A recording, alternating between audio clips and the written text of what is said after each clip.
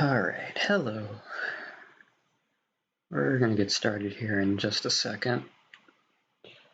Playing Legend of Zelda: A Link to the Past today. One of my favorite childhood games. I don't know, it's been on my mind recently. Zelda as a whole has kind of been on my mind. So I think now's as good a time as any to just kind of jump right back in, you know?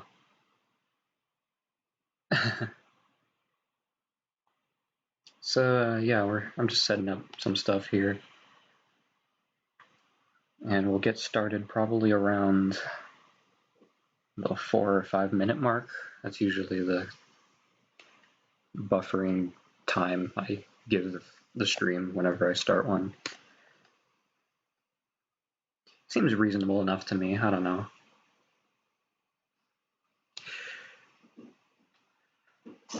I'm also, not this stream, but next stream, we're also going to try a different mic setup and see how it works out. Because I'm not really too happy with the current mic setup.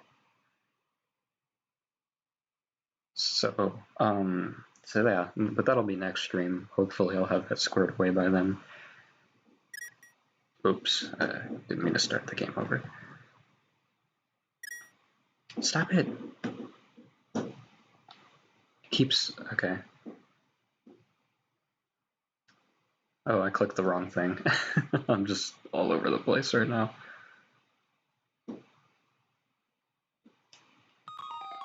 Oh, let me adjust the sound.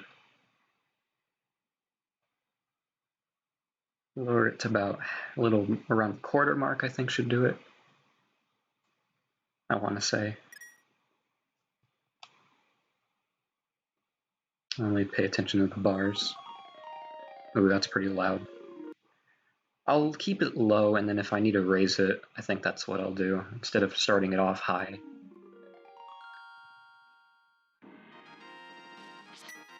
So yeah, we're doing Legend of Zelda: A Link to the Past. This is probably my favorite Zelda game, for those of you who don't know. Oh, I love this game to death. I've been playing it since I was, I want to say 12? Maybe a little younger than that? Because I actually do have a cartridge of this for the Super Nintendo, and I just, between this game and Super Mario World and Mario All-Stars, it's just a lot of fun.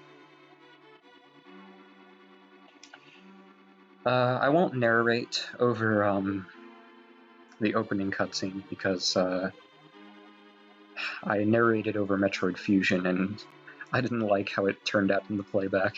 It just sounded very stilted and unnatural as I was trying to read it as it scrolled across the screen, so I'm just gonna let the intro kind of play out.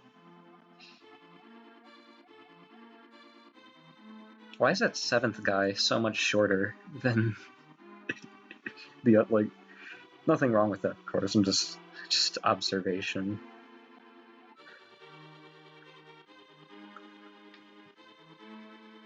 But yeah, this is my favorite Zelda game.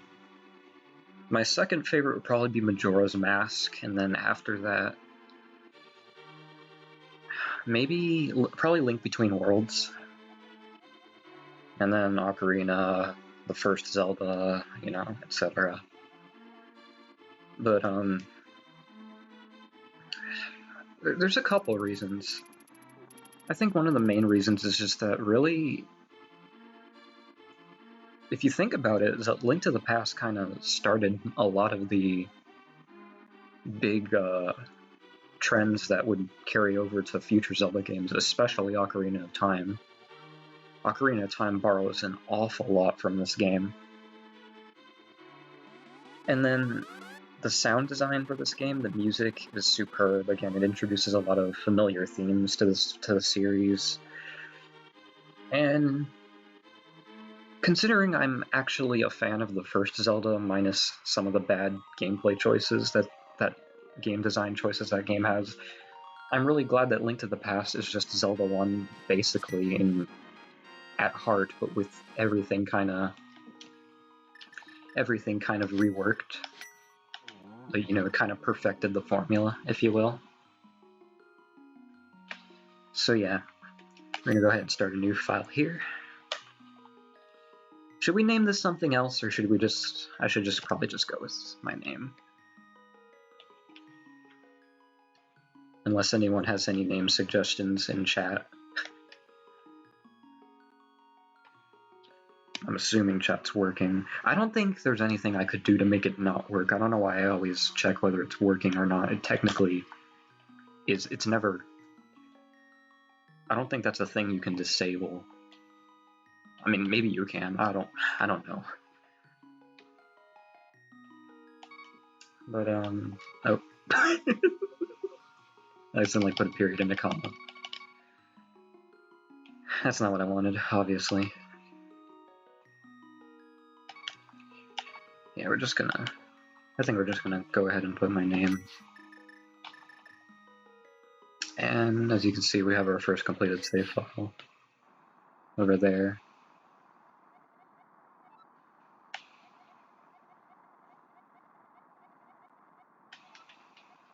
So, story begins with Zelda as a hostage in the castle.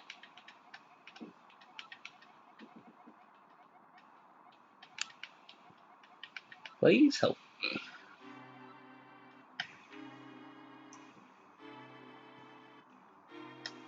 So, looks like our uncle's gonna take care of everything. Grab our first chest and get the lamp.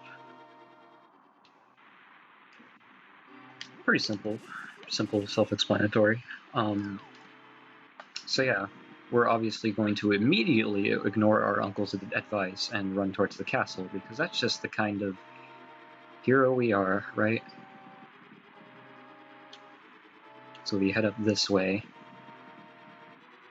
and find an entrance, or secret entrance into the castle, or I guess into the labyrinth, the underground labyrinth of the castle.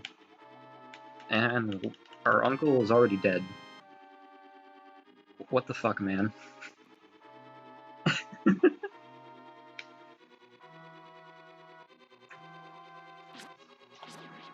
Like,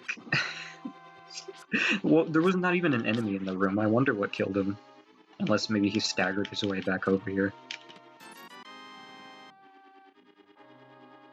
No, but in all seriousness, our uncle passes his sword on to us, so we will continue on for our uncle and save Zelda.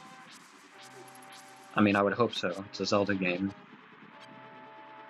Unless we're playing Majora's Mask, usually the end goal is to save Zelda. So yeah, time to storm the castle. I don't have as much of an optimized path for this game as I do for Super Metroid. But I do generally know my way around the game. So, you know, that's good, at the very least. I have a good feel for the game and the combat system, so I don't imagine we'll be struggling too much. I mean, I certainly hope not. I've been playing this game for such a long time, you know?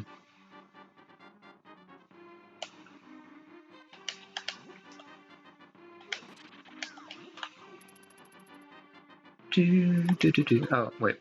I'm already singing. And I fell down because I was distracted by me singing. Okay, let's actually be careful here. That was, being a bit sloppy. I don't want to die in the first castle of the game.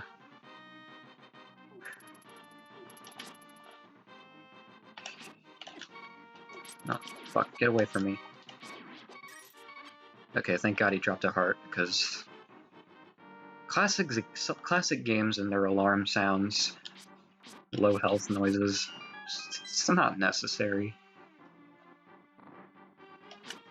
I love that one skit, that animated skit someone did where Link literally defeats Ganon by annoying him with the low health meter noise.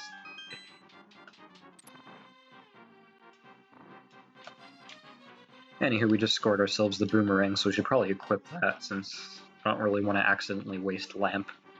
waste any use of the lamp, since the lamp does take magic points, or magic energy. I don't know why I said magic points like it's an RPG. It's an overhead game, Reina. Obviously it's an RPG, right?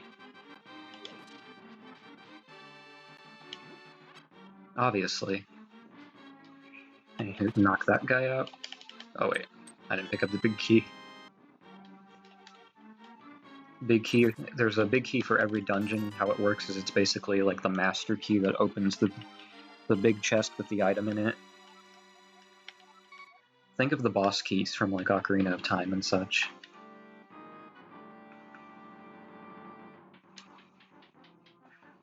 So we got Zelda, time to get her out of here. I think Link to the Past handles the missions, or what do you call it? Handles the escort mission a lot better than some games, because you know, most games try to go really realistic for the stealth mission, or for not the. Did I say stealth mission or escort mission first? Because I meant escort mission. But yeah, because you know Zelda can't get hurt; she just kind of follows you, and it's like, you know what? That's all you need to do. It doesn't need to be super complicated. But anyway.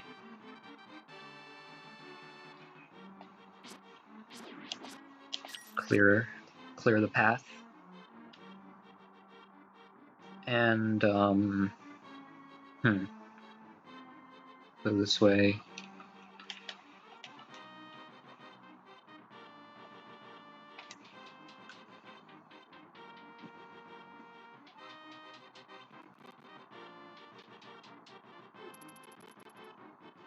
And Zelda notifies us that, or lets us know that there's a secret passage behind the wall. So, it sounds like a good way to escape.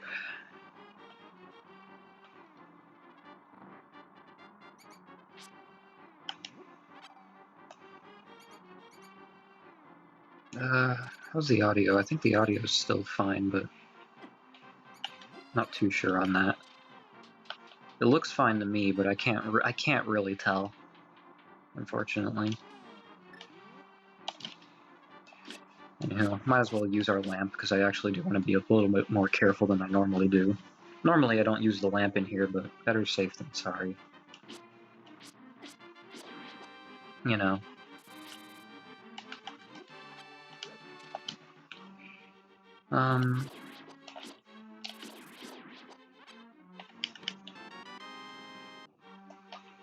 Got a key. Lead us out of here.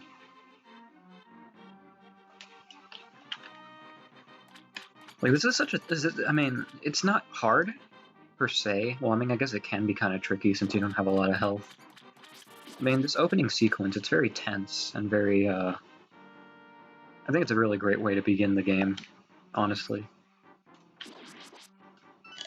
Get the key. Maybe one day I should stream a randomizer of Link to the Past. I haven't really dabbled too much into Link to the Past randomizers, but it sounds like a lot of fun. I mean, God knows I already know the vanilla game like the back of my hand. You know, so it'd be a nice way to change things up a bit. Anyhow, I'm gonna pull the right lever.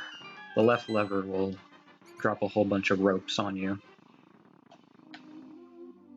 which is the Zelda term for snakes, apparently, because they can't just be called snakes.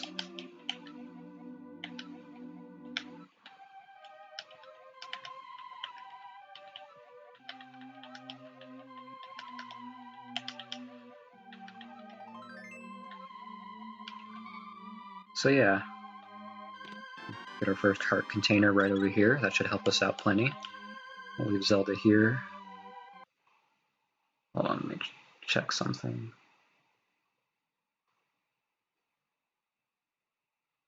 Real quick. Since I have a break in the action, just figure I might as well check a couple things.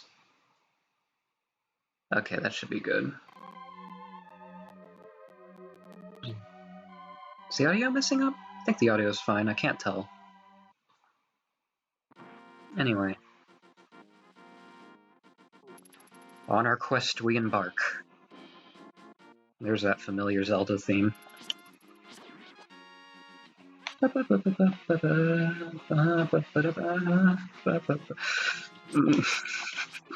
There I go, already singing. That didn't take long now, did it? So, normally you can stock up on a couple of heart pieces, get yourself ready for the adventure. Oh, by the way, we have a map this time, unlike Zelda 1. Mwah, that is a good map. That is a beautiful map. I don't know what the hell they were doing with that gray box in Zelda 1. Yes, I will be streaming Zelda 1 at some point, but I really wanted to do Link to the Past first because it's just a better game in every way. Really. Like, what else can I say? I just love this game. But yeah, normally you can stock up on heart pieces and some rupees, get a bottle or two, get some fairies, really prep yourself up. But no, we're just gonna go straight into the first dungeon of the game. I think we can handle it. So yeah, that's the plan of attack, if you will.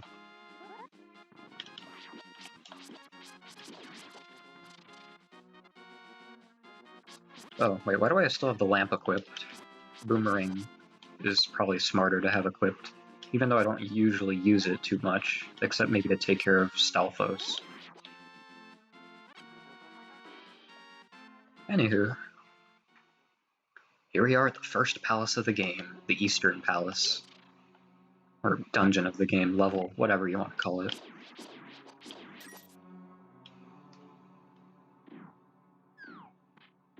Is the game streaming at 60 frames? Because it doesn't look like it's streaming at 60 for me, although that could just be my brain messing with me. It should be. I didn't change any settings. Oh well. I'm just gonna trust it, because we're already kind of in the middle. Stock up on some rupees over there. You don't have to get that chest, but I mean, I usually do.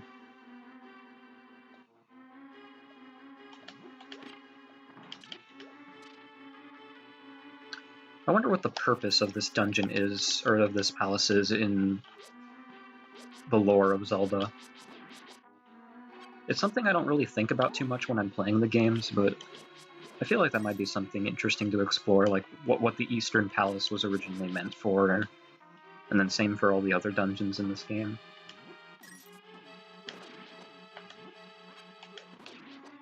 Pots are a very valuable weapon for Link, as you can no doubt tell. They're pretty strong, so if you're ever in a pinch, just chuck a pot at an enemy. It'll do you a lot of good.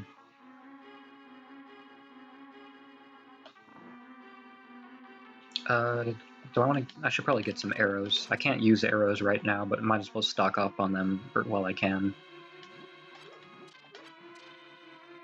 Planning ahead, that's all it is. Yeah, it's been a while since I've streamed, hasn't it? Last time I streamed Metroid Fusion, which I want to say was like about a week or two ago.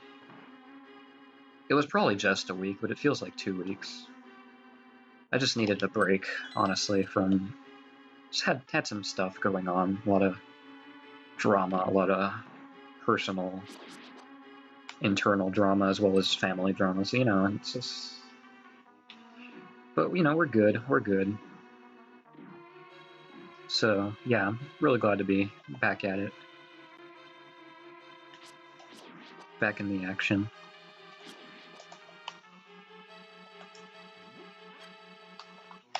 Chuck a pot at this guy. Might as well throw one at the Stalfos.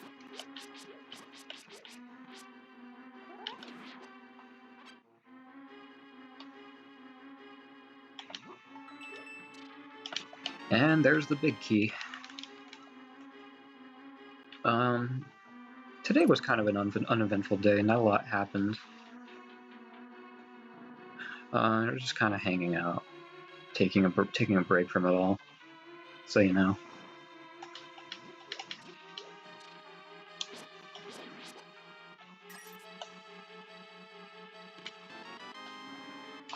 Got the bow, and now some enemies are gonna start dropping down on us, so we're gonna get out of here.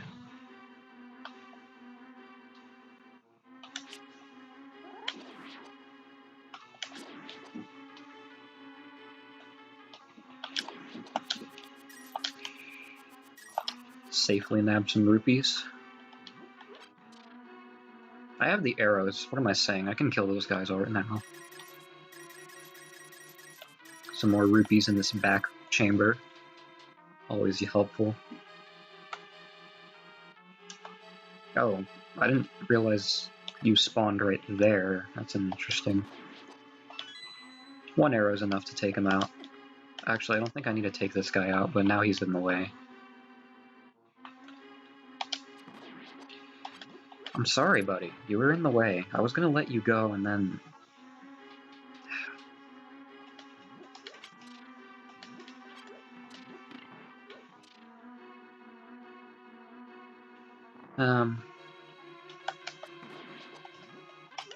Kill him.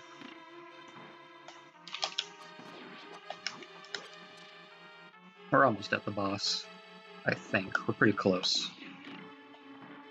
Open up that pathway, or open the switch. Click, hit, step on the switch. God, whatever. These guys take 2 arrows to kill. A little trickier, but not too much. I love doing that, just getting them all at once. It's so satisfying.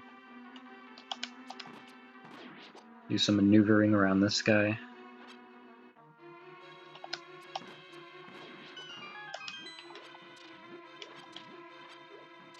I think this is just arrows. Yeah. Alright, let's take on our first boss, the Armos Knights. I think that's what they're called? Yeah, the Armos Knights, because the regular ones are just Armos statues. 3 arrows will kill each one. Sort of dance in a circle, and then they kind of do their own thing. Once you get the last one left, he'll kind of start stomping around. But you can get him if you're careful. And bingo! First dungeon down. Dungeons are kind of short when you know what to do.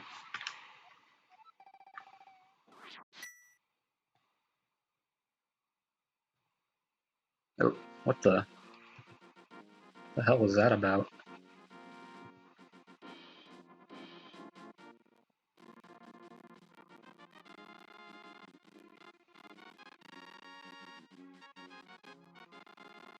What's going on here?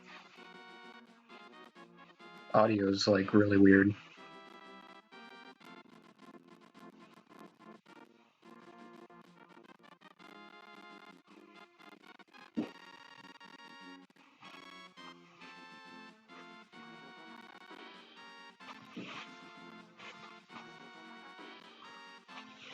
No, seriously, what's going on here? Huh, that was weird. Anyway.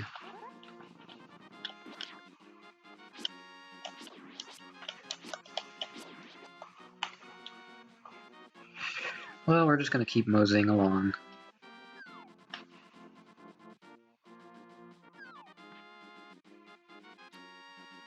So now that we've beaten the first dungeon and we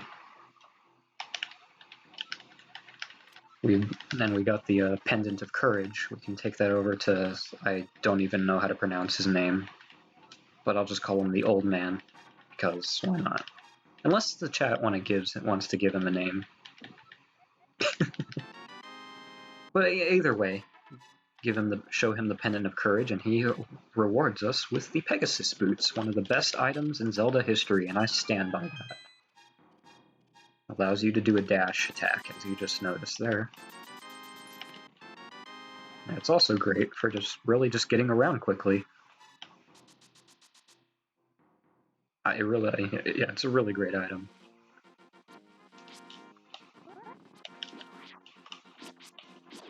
I didn't really need to kill that guy. I don't know why I did. It wasn't really doing anything. I kind of feel bad about it now. But I guess it's too late for remorse. So, what are we going to do now that we've beaten the first dungeon? Well, as you can see by the map, there are two more palaces to enter that have the Pendant of Wisdom and the Pendant of Power, which we need all 3 pendants to get the Master Sword, so we're not going to go immediately towards the second palace because we actually don't have the means to enter the palace yet. So what we're going to actually do is head over to Kakariko Town on the west side of Hyrule. Yes, that Kakariko Town. Reina, what do you mean Kakariko Town isn't from Ocarina of Time first? I don't know what to tell you.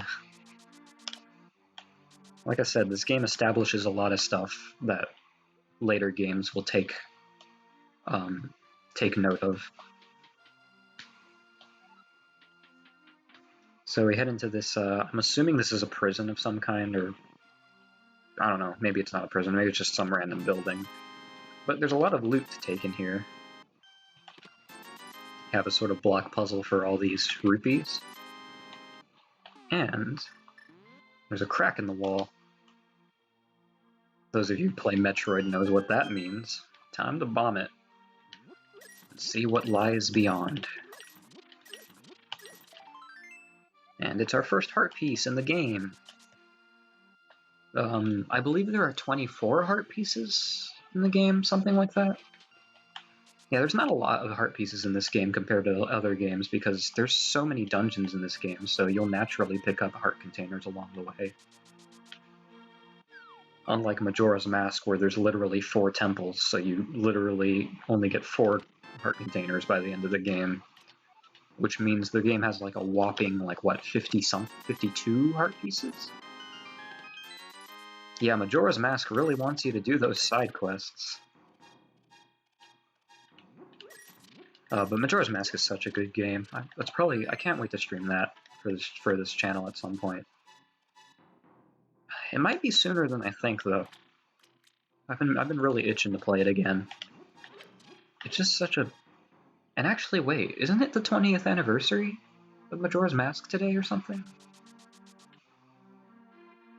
Or isn't it sometime soon? By the way, buy a bottle from him.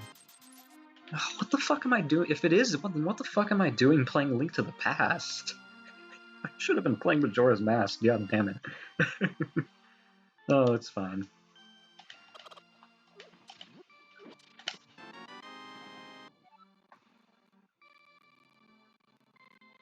I think.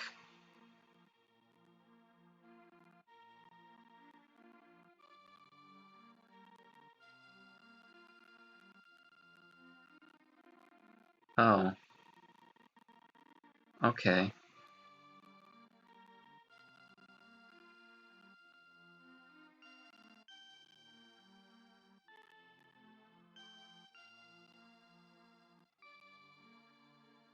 I mean...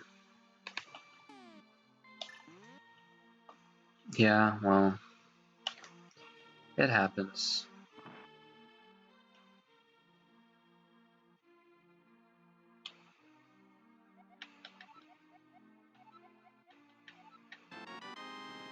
Anyways, yeah, we're gonna get the, so we get the bug catching net, move along. And, yeah, let's just, we're gonna go ahead to,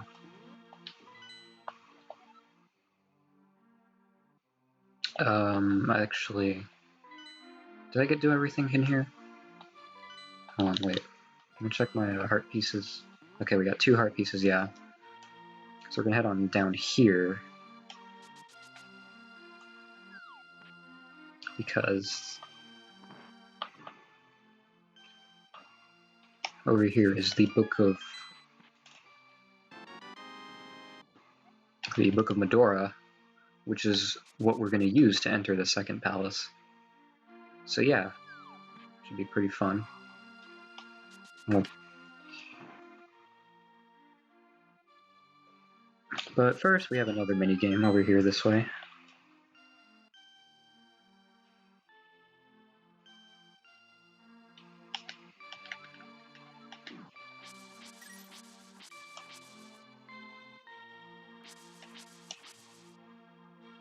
Well, oh wait, this way. If you beat the time, I'll give you another heart piece. One more to go, and we'll have another heart container. Oh, I can hardly wait.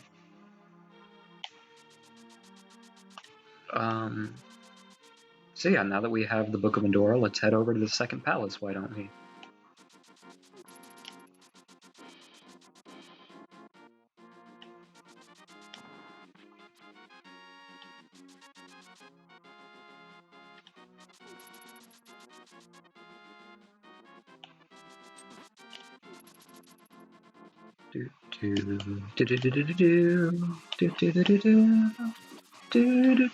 Oh, I didn't mean to jump in the water.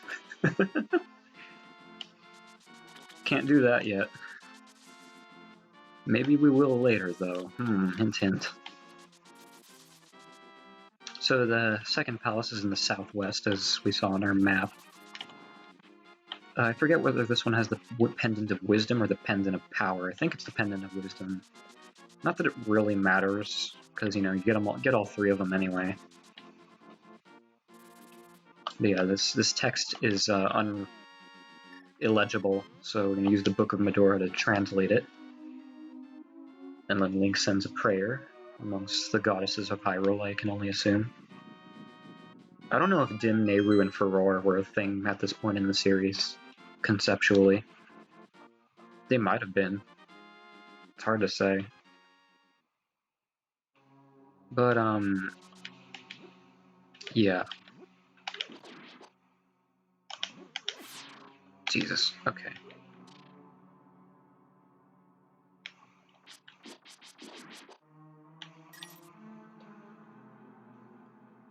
So we're gonna head up this way.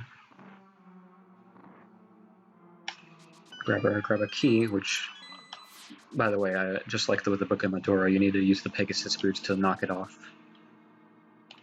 I don't know why I had to explain that. I think it was pretty self-explanatory, but I don't know. Sometimes I just say things, I guess. Yes, redundant quotes by Reina. Sometimes I just say things.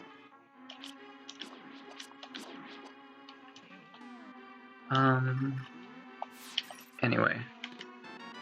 Oh, wait, that's the compass. I don't really need that, but I guess we picked it up, so whatever. Oh, shit. And over here we have the big key. We're gonna head on and go use it on the big chest, which is over to this side of the dungeon. Oh, I forgot to introduce the dungeon. This is the Desert Palace, I believe. Or Swamp Palace? No, I think it's the Desert Palace. Yeah, it's the Desert Palace.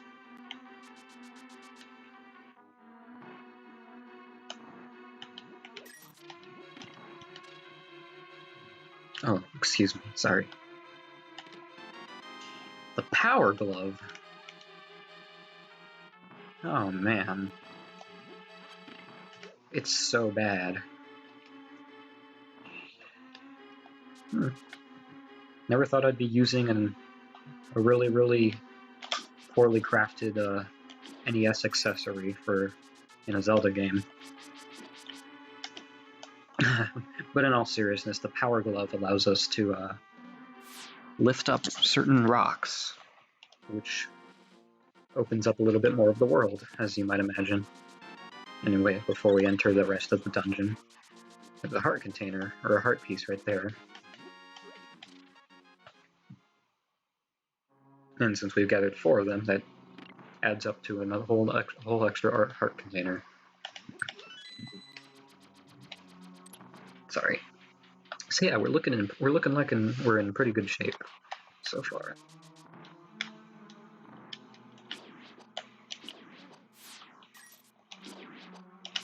Oh, shit.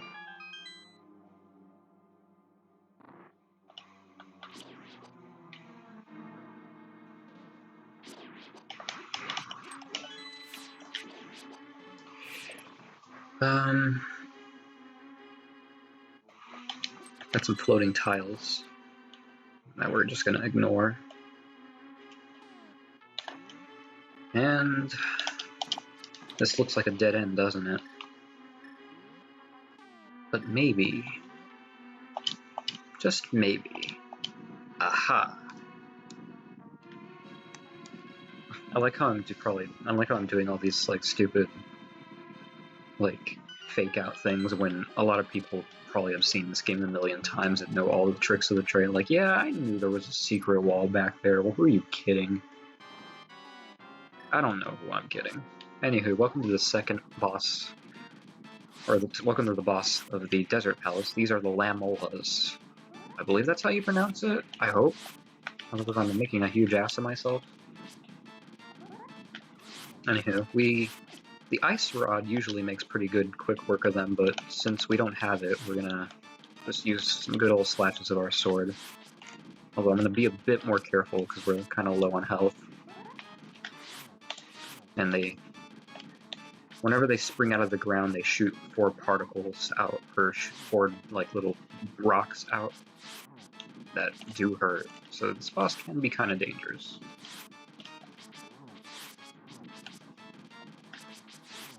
Yeah, I wasn't careful at first, so now I'm trying to be extra careful.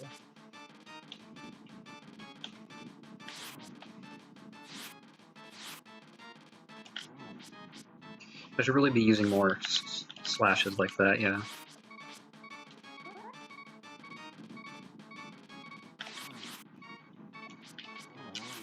There goes one.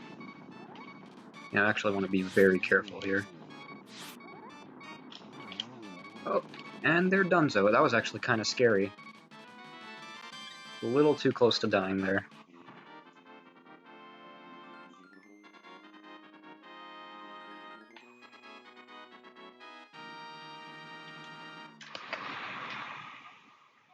But for our efforts, we're rewarded with the Pendant of Power. Okay, that's interesting, because in later games, blue represents wisdom and red represents power.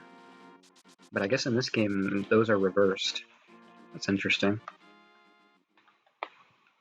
I also thought they would have given you the Pendant of Power in the third palace. But I guess not. Alright. But anyway, to the right of the dungeon entrance, there's a little secret this way. It's another heart piece. It's always nice. Yeah, in case you may or may not have caught on, yeah, this is a 100% route. 100% run, not route, sorry. As I usually do when I play A Link to the Past. I think the only game I don't usually 100% is Ocarina of Time, just because I can't be bothered with like all the fishing mini games and the bow training and the Skulltula tokens. It's just not worth it in my opinion.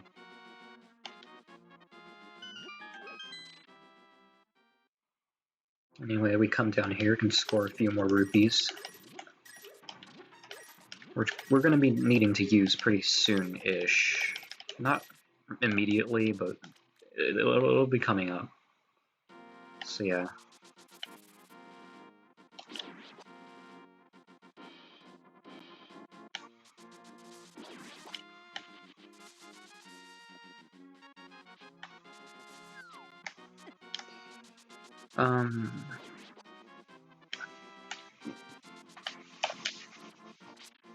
So we're gonna head up here and kill these guys.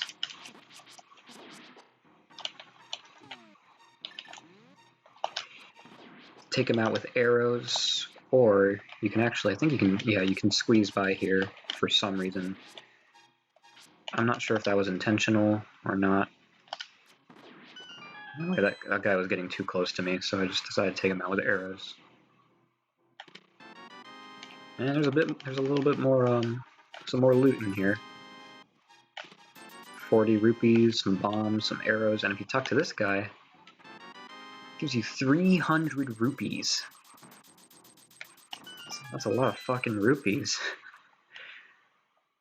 Yeah, we're gonna be maxed out pretty soon. It's kind of crazy. That usually... You get rupees pretty damn fast in this game.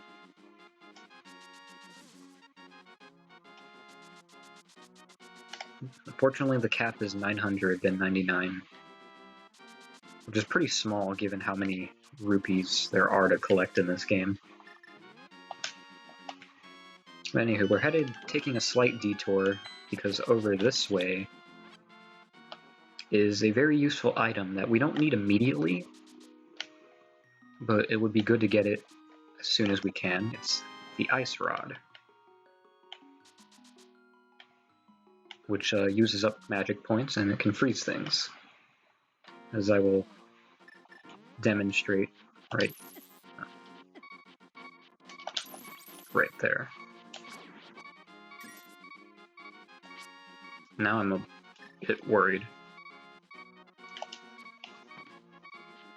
Actually, I want to go this way. I almost forgot, because if we bomb this pathway,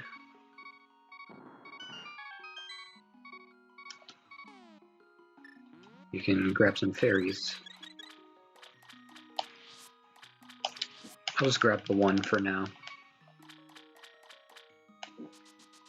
I would have grabbed both of them for both bottles, but we needed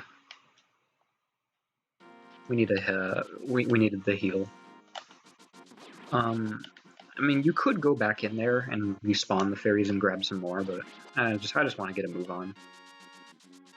Besides, we're still fairly early into the game. Things don't really get too hectic yet, I don't think. Okay, that's in the way. Thanks for the magic. Yeah, I don't really use arrows a whole lot unless they're absolutely necessary, but that's something I'm starting to change a little bit as we continue.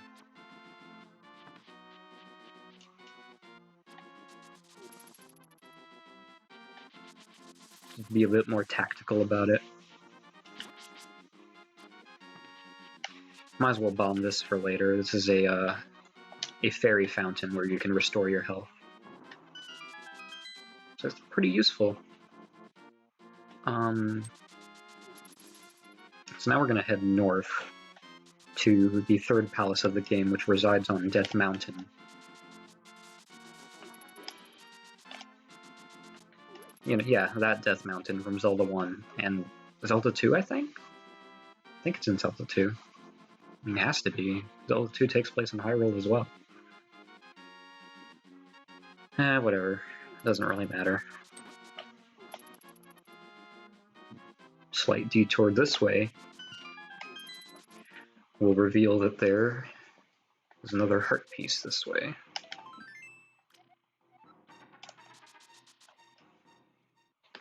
And I think that's the only detour we're going to take for now. Yeah, I want to say.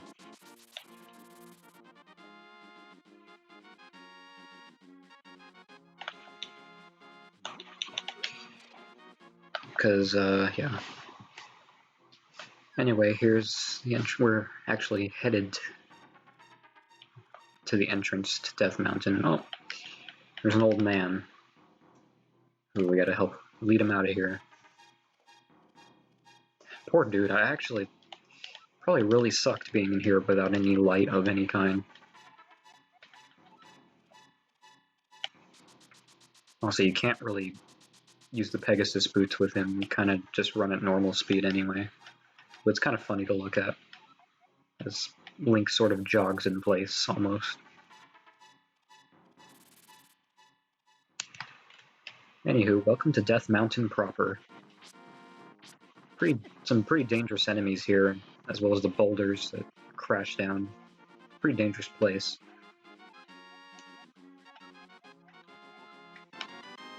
Anyway, as thanks, he gives us the magic mirror, which if you look into it, is said to just suck you into another world. I wonder if she take that literally.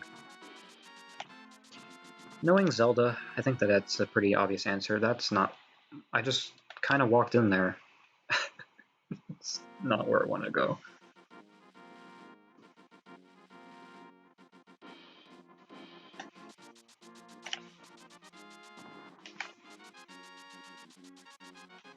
Smooth. Shiny. No shit. Bunny. Welcome to the Dark World.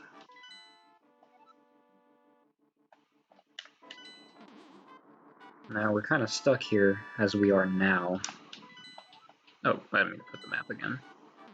So, let's use our magic mirror. And we're back in the light world. Welcome to the main mechanic of A Link to the Past, world switching. So essentially, you can enter the Dark World. Actually, I'll explain that in a second, because it's time for the third palace of the game, the Tower of Hera. Hera, sorry. Not sound like I was about to... I don't know. I just said that weird. So yeah, the magic mirror allows you to... hold on. Let me just kill this guy. I'm getting a lot of close calls lately. Not really being careful. Are there any hearts down here? I don't think so. Yikes.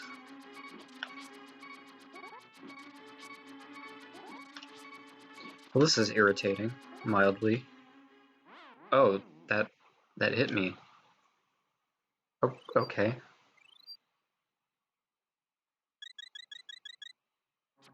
I don't know what to say. I was holding my sword out.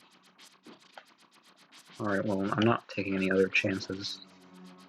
So we're gonna actually try to take these things out.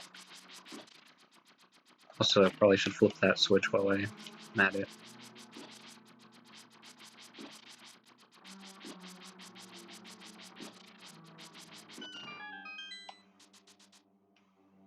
Anyways...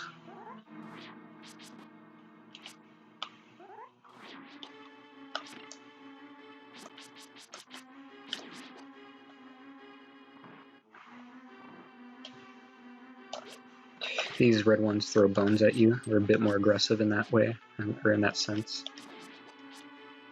But good spin slash is good to take care of them.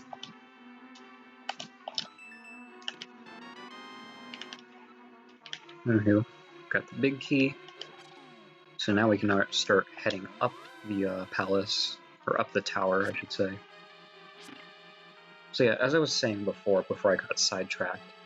So yeah, the main gimmick of Link to the Past is essentially switching between worlds. You can enter the Dark World through any blue portal on the map, and then you can exit the Dark World with the magic mirror. And so yeah, you're going to be solving a few puzzles, finding secrets that way. And it's pretty fun.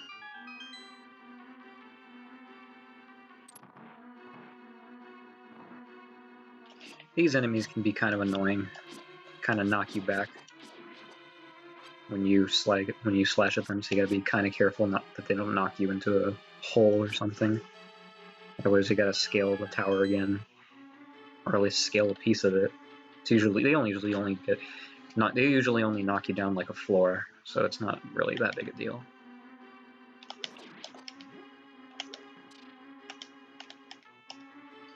Not taking any chances with this. Okay, fine. God, those guys are annoying. Here's our chest up there, big chest up there, but we can't get up there quite yet, so let's head up to the top floor.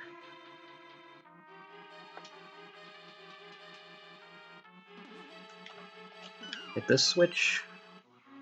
Reveals a passage right here. You want to fall down from the top. And whammo, we got the Moon Pearl, which protects us from the physical altering attributes of the Dark World. Which basically means we don't transform into a bunny when we wind up in the Dark World. So yay. Also, I think we're going to go down this way, because I do want to stock up on some more fairies since I unexpectedly ran out, or used up mine at the start of the palace, which I wasn't prepared for because it doesn't usually happen, so take a slight detour, nab these fairies. Better safe than sorry.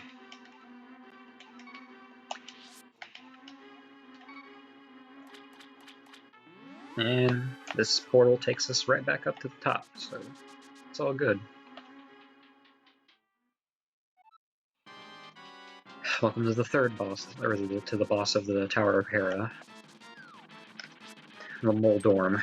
Probably the most annoying boss in the entire game, as many will no doubt agree to. Because of that, if you get knocked down a pit, the fight starts over and you gotta climb back up. Which is not fun. I gotta say, not very fun at all.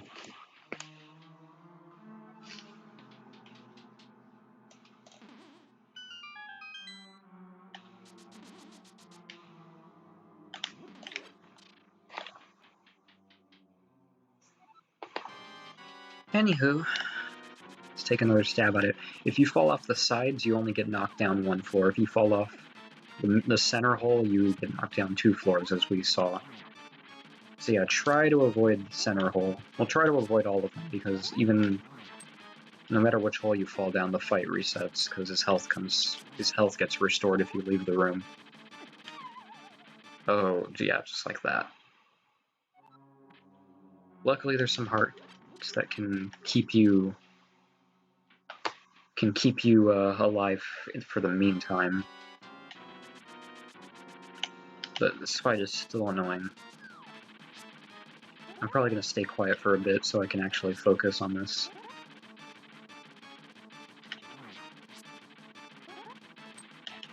Oh, shit. For some reason, slashing at him can kind of sort of like keep you from falling off as you hold forward. I don't know if that's intended or if that's how you're supposed to, but it's really tense when you're like trapped in the corner and you're just trying to slash at him just to get out of the way. And there he is. He's donezo. Good riddance. Now we have the Pendant of Wisdom. And so in so doing, we've acquired all 3 pendants. So it's time. You know what that means? It's time to go after the Master Sword.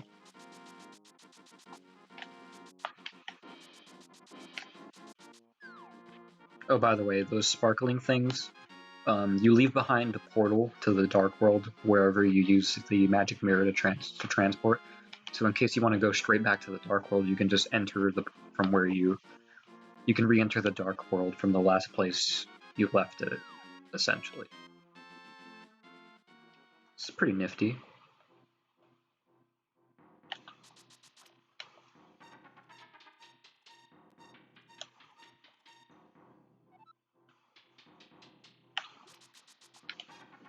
And here we have a heart piece, which grants us another heart container. So yeah, we're in a lot better shape than we were at the start of the game.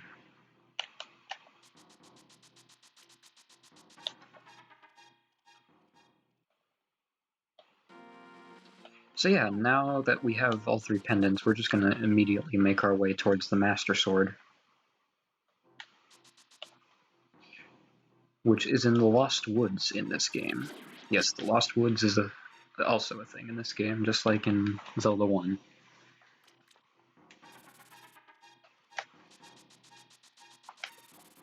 Don't use your Pegasus boots all the way or else you'll get knocked back into that hole.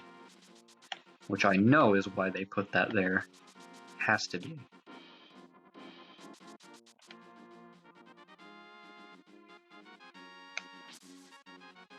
Anyway.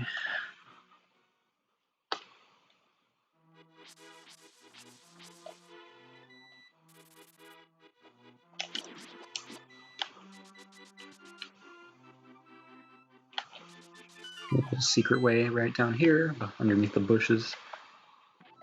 Another heart piece. Yeah, get used to that. Get used to a lot of our secrets just being heart pieces. Not that I'm complaining. I welcome the heart pieces. I know the game calls it a piece of heart. I prefer heart piece. It's just easier to say. I mean, I doubt anyone cares, but you never know. There's always that one asshole. It was just like, actually, it's a piece of heart. I apologize for that impression. And there was a bunch of fake swords lying around the Lost Woods, but this is the real sword. The hero's triumph on Cataclysm's eve wins 3 symbols of virtue. The Master Sword he will then retrieve, keeping the Knight's line true. Let's pull it out, why don't we?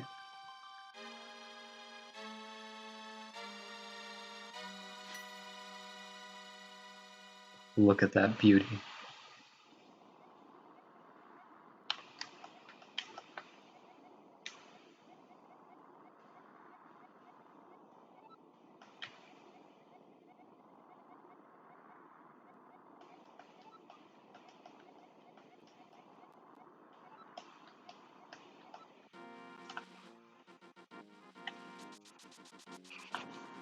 So, something's going on at the sanctuary. Wait. Oh wait, this is where you find that out. Reina, help, the soldiers are coming to the sanctuary. Aye! So, I guess we better head over that way then. Fuck this guy, he's a thief. He's a scoundrel. And, yeah, I do not like him.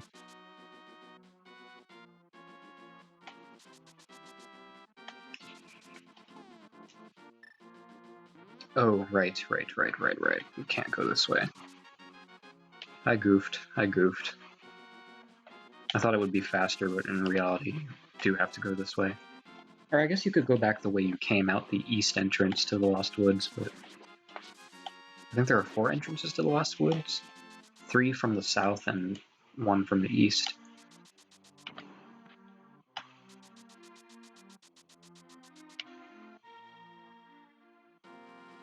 You get to hear the Kakariko Town theme for all of 2 seconds.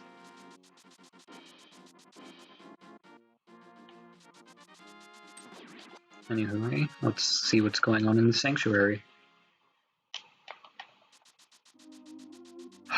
Princess Zelda is missing.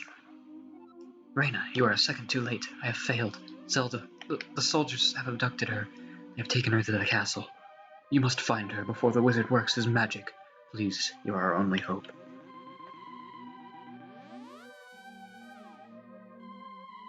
¿Por qué? Well, holy shit, things got real. Shit just got real. Now, unfortunately, we're not going to go to the castle just yet. We're actually going to head east while we're still on the path. While we're still on this path, because there's one thing I want to grab, preferably before I head to the Dark World.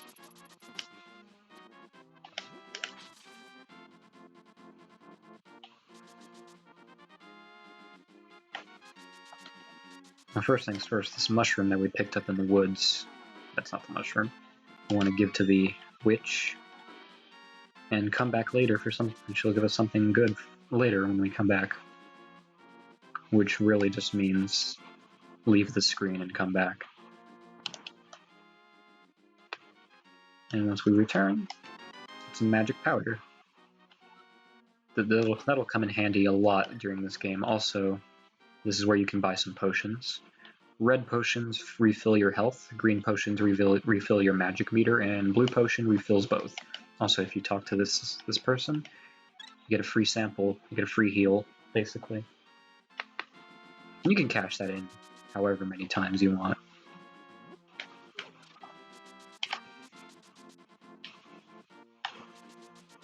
Oh, don't want to run into that guy.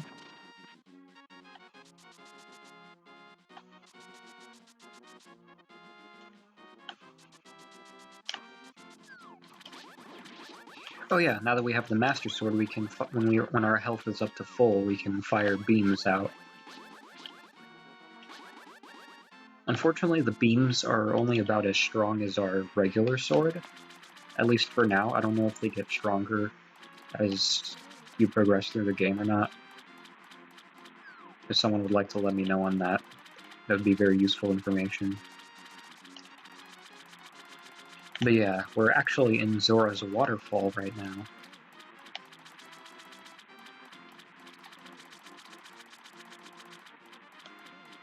Because the King Zora, I guess, has something for us.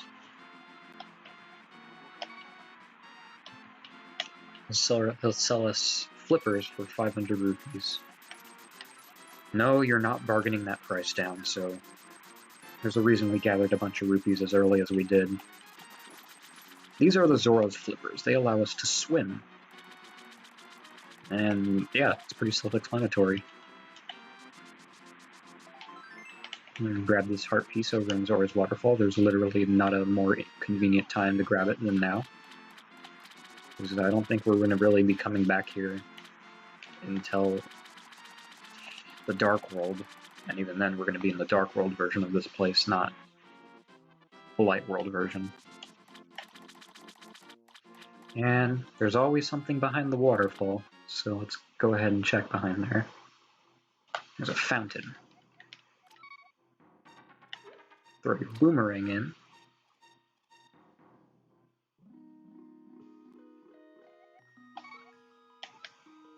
And the fairy will enchant it, I suppose.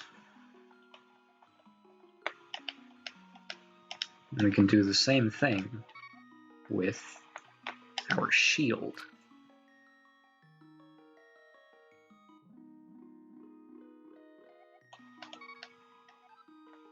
And same deal, she'll enchant our shield. So yeah, so now we have the magic boomerang and the magic shield. Magic boomerang travels across the entire screen, and it's a lot faster. And our shield, now protects us from energy/magic-based attacks, which most of them time into being fire attacks, which is interesting.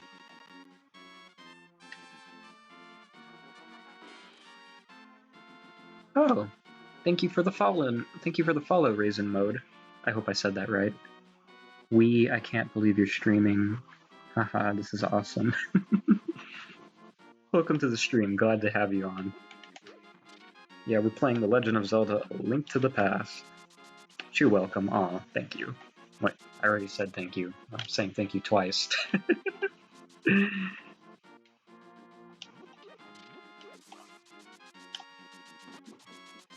So now that we got... yeah. So now that we got the Zora's flippers, and I think it's time to head over to Hyrule Castle. Although I took the completely wrong way to get there, because I was dumb and wasn't paying attention to where I was going. Because we're literally, north of Hyrule Castle right now. Oh, silly me.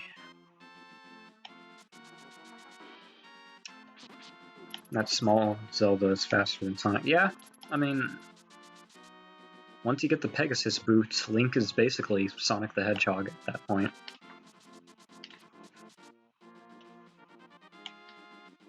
Is there anything else I missed? I feel like I missed something.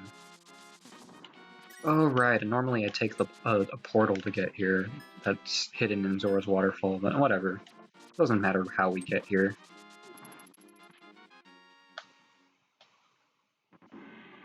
Alright, time to save Princess Zelda. It's about damn time, I say.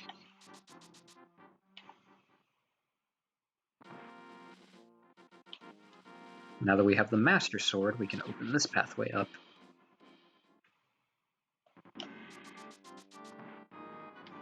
And I wish I had full health, because that would make taking these guys out a lot easier. But, wait, can I take him out with arrows, actually? That might be better. Also, this guy's creeping up on me. There we go. Crisis averted. True. Give them all you got and beat the heck out of their hides. Yep. No better way to do it than that. You just gotta go for it. Please get off of my back, Mr. whoever you are. Whatever, he's dead anyway. All the positive emotes in the chat.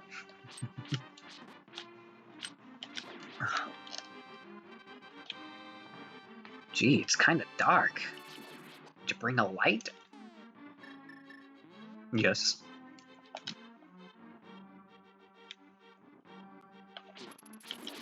Yeah, I might as well use the lamp. No, what the hell? There we go.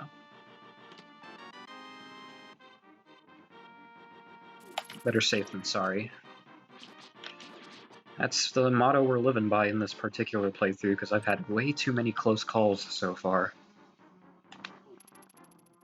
Oh, please get away. God, they really tail on you. Like, jeez, they don't let up. It makes sense, though. It makes sense. They're doing a good job. Props to them. Oh, shit. I don't really want to get too close quarters with these guys. I'll use some arrows. Oh, what the? He fell down! I didn't do anything to him. He just ran and fell down himself. Oh man, that's glorious. It's incredible. There's the key.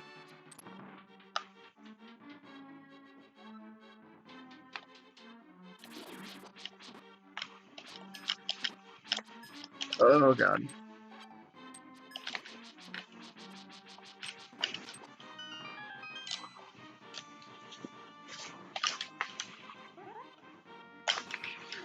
Oh shit. These guys, the red ones, are stronger. In order of strength, it's the green ones, the blue ones, and then the red ones. I don't think there are any yellow soldiers in this game. I don't think, anyway. Red, green, and blue seem to be the common enemy color themes anyway, so it makes sense. Okay, yeah. Just be extra careful with that guy. And let's squeeze around them.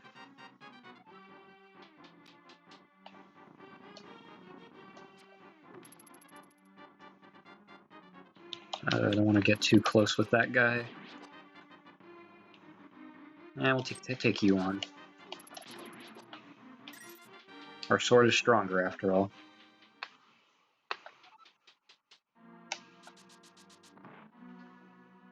And, uh-oh.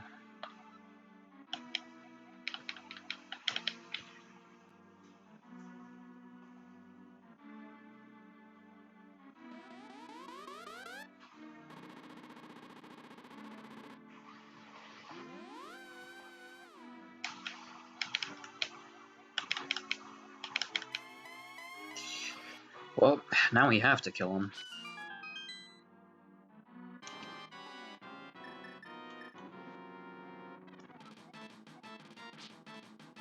Time to face off with Agodnim, I think is how you say it. I don't know if there really is a way to say it. I mean, I'm not even gonna bother.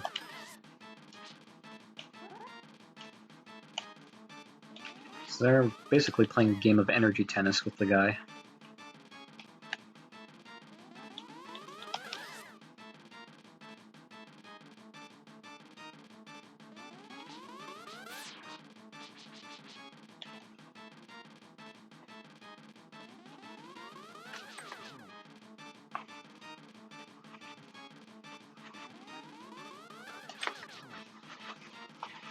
Pretty self-explanatory, not much to say.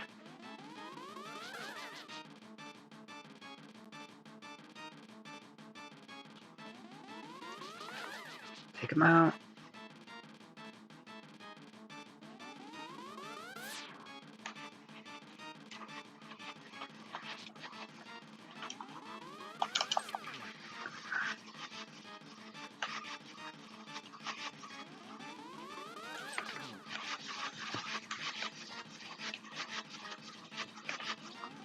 He should be almost down for the can. Well, I mean, not if I mess shit up like that. A chimp. There's always at least one chimp moment in every stream. I want someone to make a chimp compilation. That'd be funny. I'd love to watch one of those. Maybe when there's more content.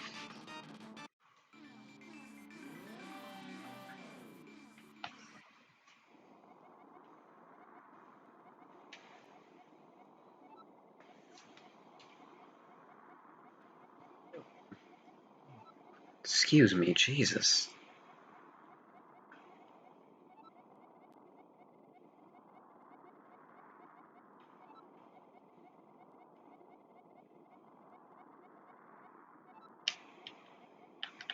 A lot of text dump right here. But, you know, story stuff.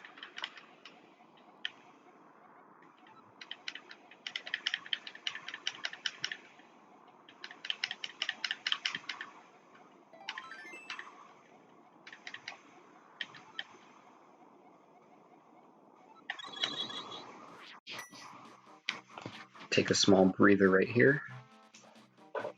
Check some things.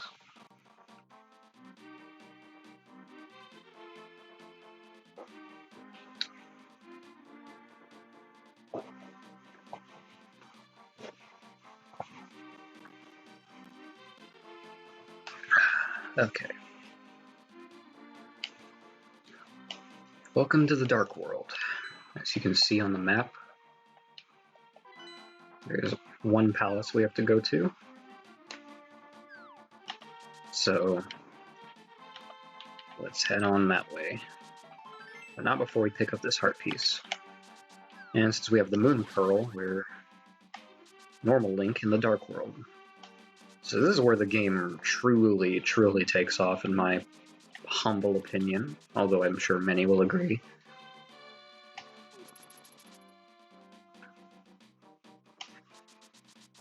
So yeah, we're gonna head on east. Just like the first palace of the Light World was in the east, so is the first palace of the Dark World. How fitting. Anyway.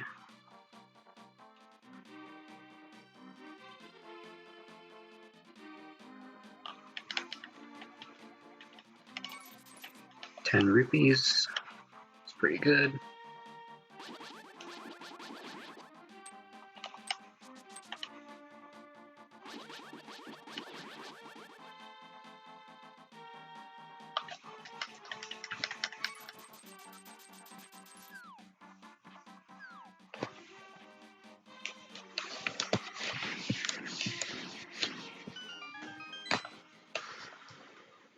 Anyway, he opens the palace up for us. Welcome to the first palace of the Dark World, which is what do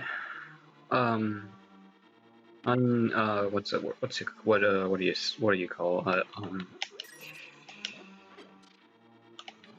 which is uncleverly called the Dark Palace.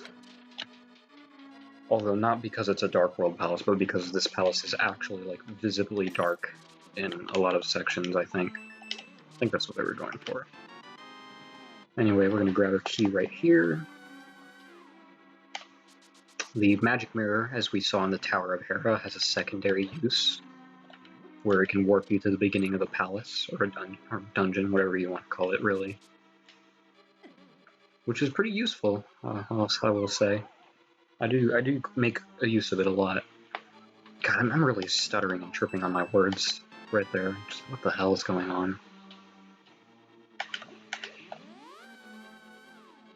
I have another key right there.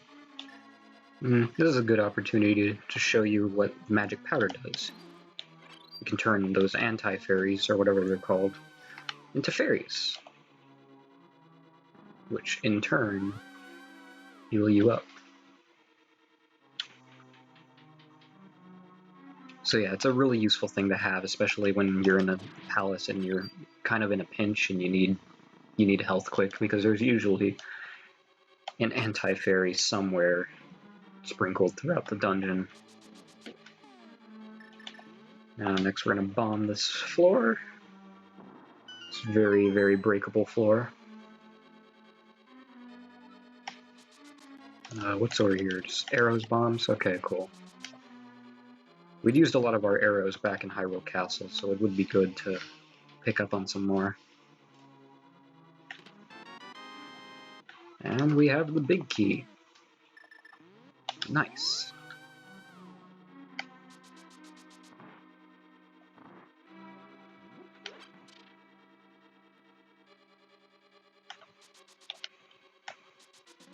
Oh, shit. Yeah, those guys electrocute you at certain intervals. I want to be careful and mindful of that. Oh. I don't know if you need to get a running start, but I wasn't risking it.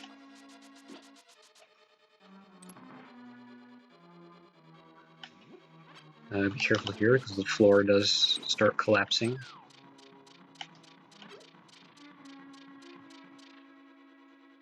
But I mean, we got this, we're fine. I guess for our troubles, got a whole horde of rupees down here. I think there's like about 200 or so in here. Which definitely makes up for, oh, by the way, there's a singular arrow in there, so I always thought that was funny. But yeah, I guess this kind of makes up for having to spend 110 rupees to get into the palace. Or possibly more if you got hit when you were escorting the monkey. Which I completely didn't even talk about, because I was talking about something else.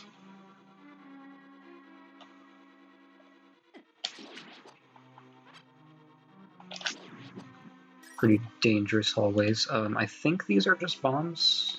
Yeah. So they kind of went to waste, but it's fine. I don't really ever run out of bombs in this game. I don't think I ever have. Aside from maybe my first playthrough, because obviously I would run out of bombs in my first playthrough when I don't know what I'm doing. It's only natural. Grab that key just in case. I think... No! I used the magic mirror.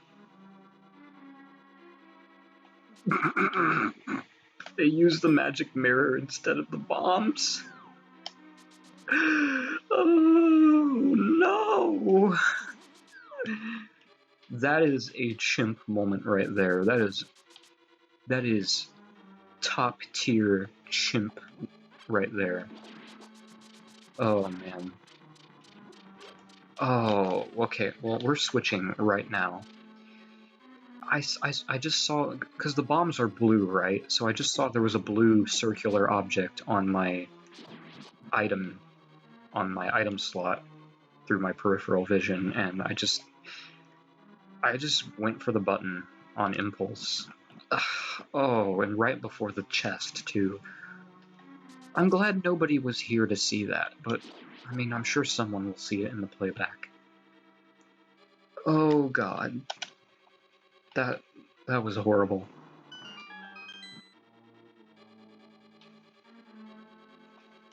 Yeah, we were literally right here. Got the magic hammer. Now we're gonna use the magic mirror. Jesus Christ. Also, we're looking a bit low on health, so I want to remedy that pretty soon.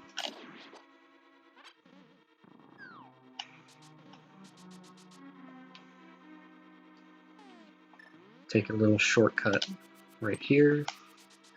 There's a boomerang right there, and we can move on the rest of the dungeon. Oh wait, there's some hearts right here. Well, not right here, but in this room. So that might help us out a little bit.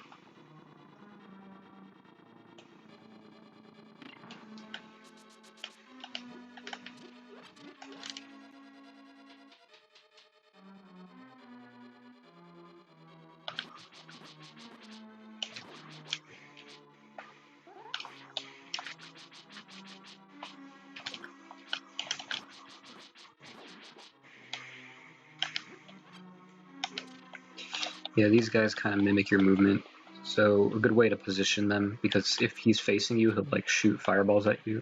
So a good way to position yourself is to kind of move along so that he's not facing you, and holding your position with a spin slash, since you don't change your direction while charging for a spin splash. So yeah, it's pretty useful.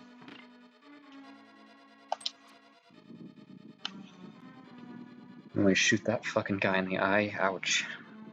And open up another secret passageway.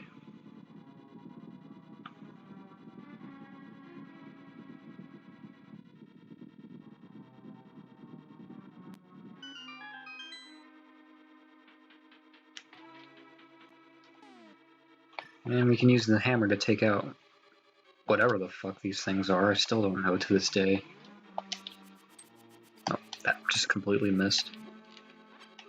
I'm trying to be conservative with my arrows, since I do want to build them back up before I have to start using them again, which I forget when the next time that is, but better safe than sorry.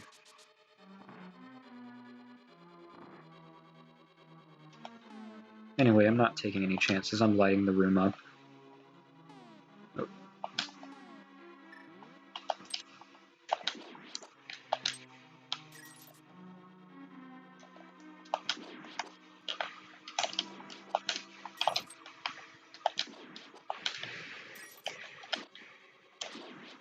Okay, yeah, that room really gives me a lot of trouble usually, so I wanted to be extra careful. Because I know I'm probably going to screw up during the boss fight, since if any of the previous encounters are anything to go off of. I guess I'm just nervous, I don't know. Anyway, here's the boss of the Dark Palace, the Helmasaur King, who has a sort of helmet covering his face. So that's our first line of business, is to take care of that. Which you can do a number of ways. I think you can straight up just stab it with your sword, but it takes longer. You can also use bombs, which is unreliable, but the fastest method. I think it does the most damage. Or you can just hammer him, like I am doing. Now that it's broken, you just wail on his face. Unfortunately, we're a bit too weak. But that's why we have fairies with us, baby. So now, we can continue the fight. Wow, he really has me up in that corner. I feel like he's dead. Also, apparently these spikes don't hurt you. I don't know if they hurt you during the fight. I mean, I don't know. Anyway.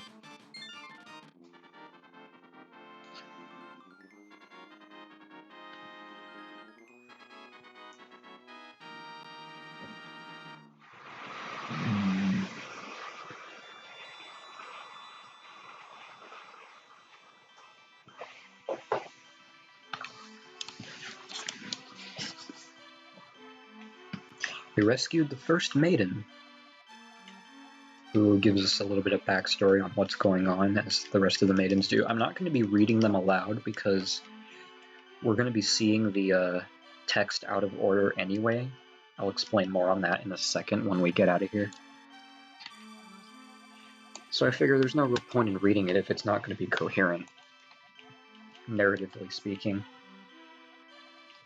And plus, that stuff that I said about them when I narrated in Metroid Fusion, I don't want to repeat that.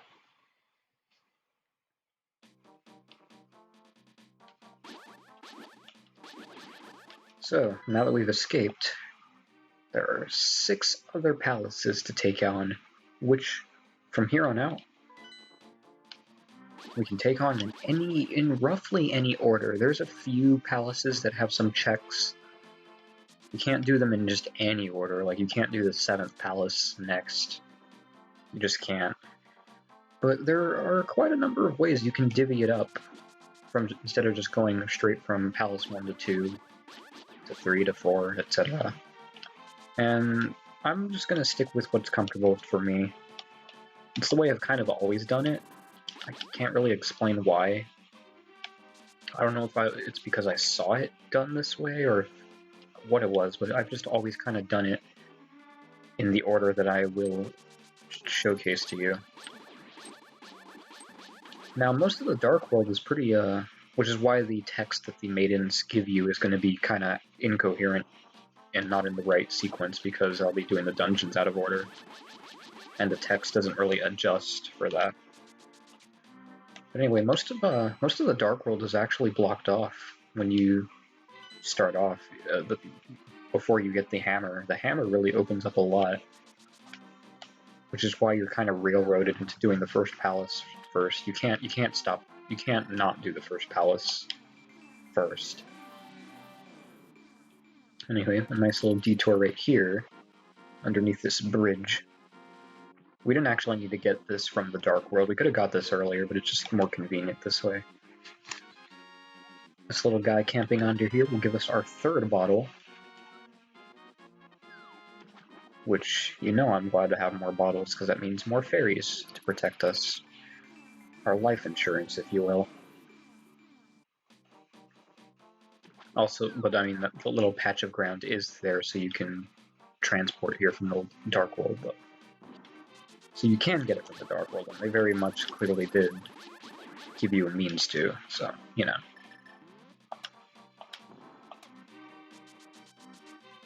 Now we have the hammer, we can move on a little bit further into the Dark World, and we're going to take another detour into the water, which we could have probably done this later, but I just want to do it now, so I can get the heart container a little earlier. Oops. A little bit too far down. If you spawn in the light world on a spot that you can't really run on normally, then it'll just kick you back to the Dark World.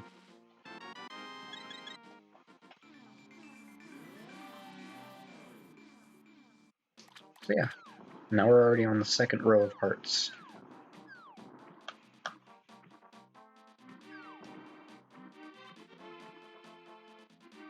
I'm gonna swim all around this way. Oh, got stuck on the wall there. That was kind of weird.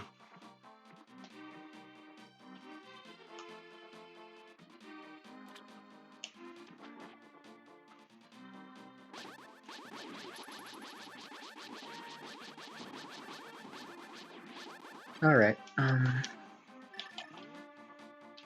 so now that we're back to where we were,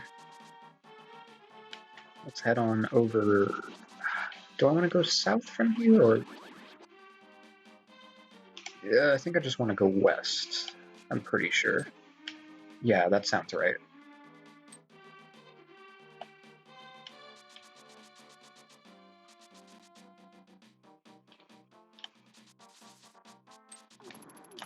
Oh, shit.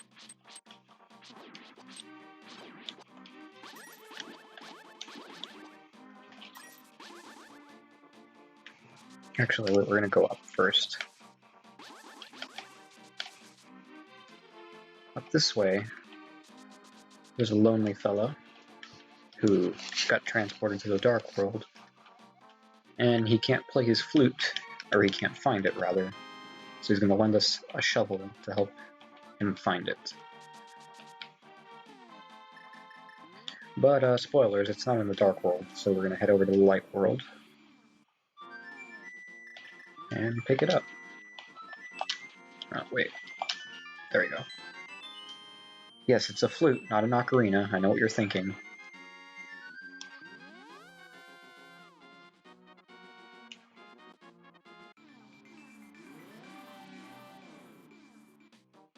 And we're gonna bring it over to him.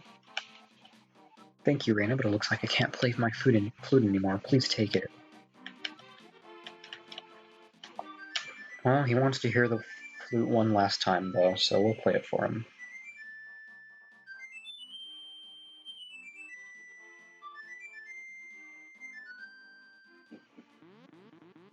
This doesn't get talked about much, but it's a rather very somber, kind of sad moment in this game.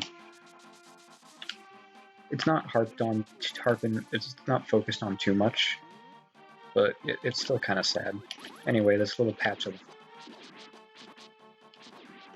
No hearts? Thank you. This little patch of grass in a circle will give you a good hint to warp to the Light World here. And sure enough, here's a cliff that we couldn't have accessed from the Light World. And there's a heart piece. Very nice. Speaking of heart pieces, we are actually coming across on two of my least favorite heart pieces to get in the game because it's all random based. So it might take us a minute, it might take us 5 minutes. I honestly don't know. And there's no way for me to jump cut since it's live. I mean, obviously I can't jump cut a live stream, that's just silly.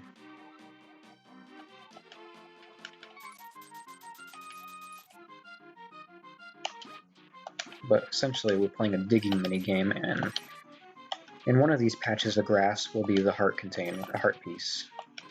But it's completely random each time, and so it doesn't matter how good you are at this minigame, how fast you can do it, it's all up to luck, really. Which I'm not a big fan of luck-based games, even though they're kind of a common theme in Zelda. But we got it first try, so I'm not going to complain about that at all. That usually does not happen to me. I'm just saying that right now. That does not happen to me ever. Anyway, this is actually a darker rock. The dark rocks you can't pick up. So this is actually a dead end in the dark world. But we can switch between worlds. So now we can just proceed back to Kakariko Town as normal, which no longer plays the Kakariko Town music, unfortunately. At least it still plays it inside Link's house.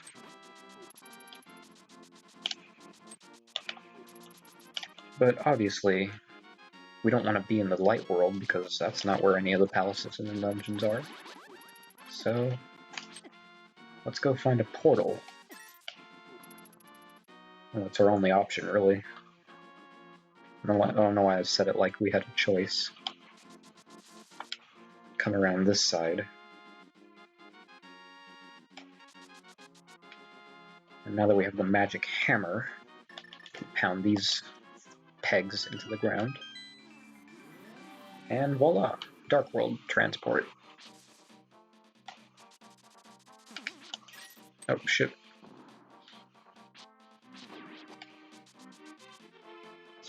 Now, unfortunately, there is one more mini-game to do here. It's right down here. This one's usually a lot nicer than the other one, because it's a lot shorter. Basically, you just have to pick a chest, and a heart piece will potentially be in the chest that you pick. You can pick 2 at a time. Not only does this minigame cost less, but again, it's a lot shorter each time you play it, so it usually doesn't take too long to get the heart piece. But I mean, again, it's all luck-based, so who knows how long you'll spend in here. There are only 2 heart pieces in the game that are luck-based, so it's kind of weird. And as you can see, we're not having nearly as much luck as we were in the other minigame, which is fine. I'd rather get lucky on that minigame than this one, because again, this one's a lot shorter to do. I mean, it's still annoying, but you know.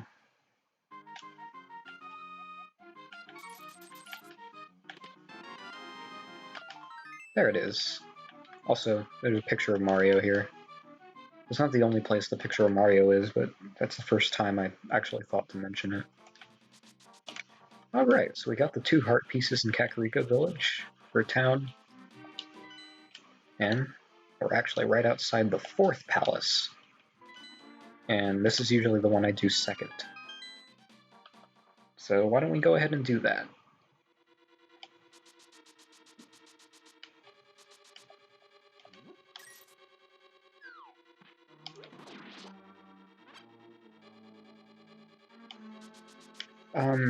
So yeah, this is the 4th palace of the Dark World, Thieves Town. Which, I actually don't think is too terribly hard. Like, the boss is kind of tricky, but the palace itself is pretty easy, all things considered. I think it's easier than the 2nd palace, if anything, which is why I usually come here first. That's not the main reason, though. The other reason is because if we do this palace early, it grants us access to a very useful thing a lot earlier than normal. And I will show you what that thing is when we get to it. So you can see over here, there's sort of an empty room. It's a bit suspicious. But nothing we can do about it now.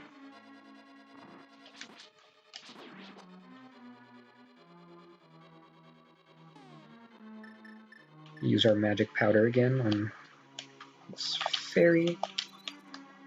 Wait for him to come back. Just kill you. Yeah, I definitely want to kill you guys, because you're in the way.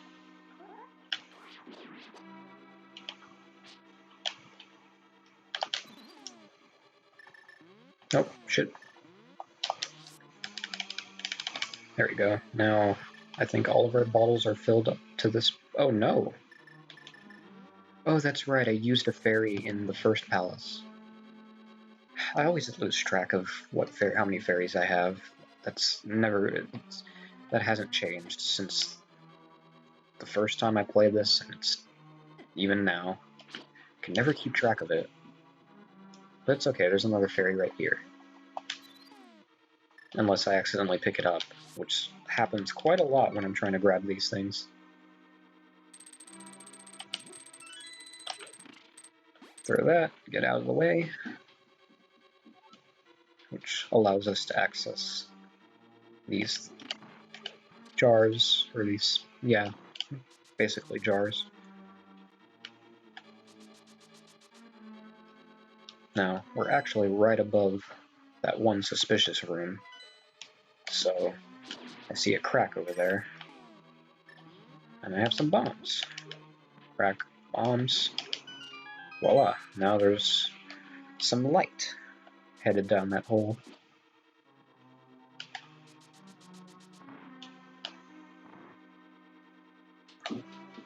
Yeah, I really like the puzzles in the dungeons in Link to the Past.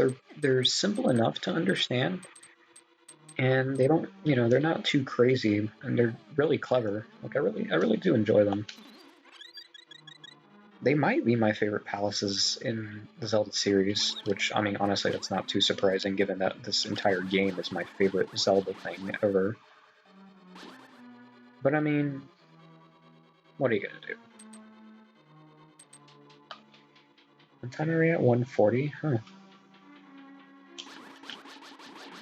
Spent an awful lot of time in the Dark World. I figured we'd bid at least a few more palaces in than this, but I don't know, I've never really timed myself on this game, unlike with Super Metroid, where I have timed myself. You use the big key to open this place up, and oh, it's the maiden. Well, let's get her out of here, why don't we? I love dashing through enemies, it's so fun. Just push them out of the way. You do want to be quick about this, though. The Titan's Mitt. Now we can lift even the heaviest stones. Yeah, you want to be quick about it because the floor is collapsing around you. I forget how you get out of it if it does collapse around you. I'm actually not sure how that works. You're not soft-locked out of the game, I know that much, don't worry.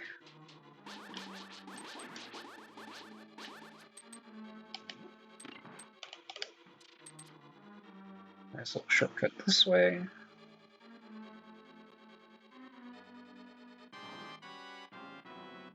Yeah, too bright.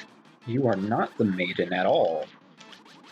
Welcome to the boss of Thieves Town, Blind as the Thief, who I think actually does get alluded to by an NPC in the Light World. I don't really talk to the NPCs, aside from my first time playing this game, so obviously I didn't talk to them here, but I'm pretty sure he does get mentioned. Foreshadowed, if you will.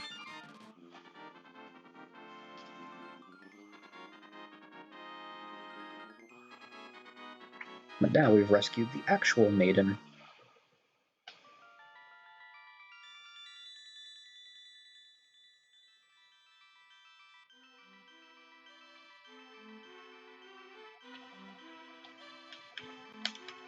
I love this rendition of Zelda's theme. I really like the way Link to the Past music sounds in general. It's really nice, really orchestral-ish and heroic, and honestly, it just gives me a warm feeling. Even some of the more like darker tracks in the game. Anywho, we completed Thieves Town early, so we have the Titans early. You're probably wondering what that gives us access to. Well, over here we have some dark stones that we couldn't lift otherwise. And there's a poor guy who wants us to take him to his partner who is in the light world. So let's help a fella out. I scratch your back, you scratch mine. Another spot we have to use the Titans mid on. Actually, I'm going to transport to the light world right here. That way I don't accidentally get stuck with the portal in the middle of the pathway.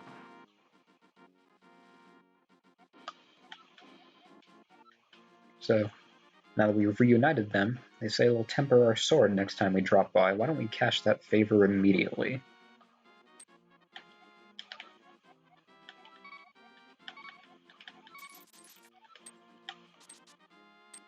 Very nice. Oh yeah, now we don't have a sword. Yeah! I don't know why I find that so funny. Anyway, we're going to drop down here, because there's some other little stuff we can do in this one room, or in this one section of Hyrule in the meantime. You can actually just go straight back, I think. Or maybe you have to leave the screen and come back to get your sword, but we'll just do this while we're here. Anyway, sprinkle some magic powder on here, and this... You'll summon this bat thing. And he cuts our magic power in half. When I was a kid, it wasn't evidently clear to me what that did. I don't know if it hindered me. Wait, did I accidentally screw myself over? You're probably thinking, well, why would they do that? Well, I mean, I played this first Zelda, and in the first Zelda, you can bomb walls and burn bushes that lead you to old men who don't help you out. Instead, they, oh wait, I actually don't want to go to the Dark World yet. Who instead ask you to pay them for the door repairs, and so you lose a bunch of rupees. So yeah, it's not like Zelda games haven't screwed you over before. So I was just like, oh, it must be one of those things. But no, what it actually does is your magic power is cut in half. So whenever you want to use a magic ability, it takes half the amount of magic than it normally would. So it's actually very useful. Especially before we head to the third palace, which is where we're going to be using quite a bit of magic compared to most other palaces. At least I use a lot of magic there. So it's good to have it now. Anyway, crunch all those pillars, and open up another secret passageway with another heart container. It's a great day for heart pieces. And there's one last thing over here. It's a chest that we can't open yet.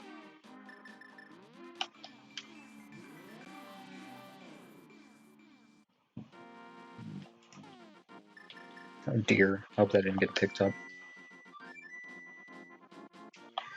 Hello? Oh, I forgot.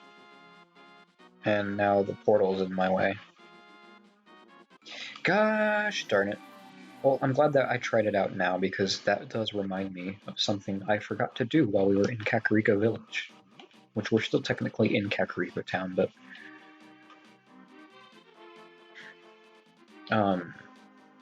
where is it? Is it right here in the Light World? Basically...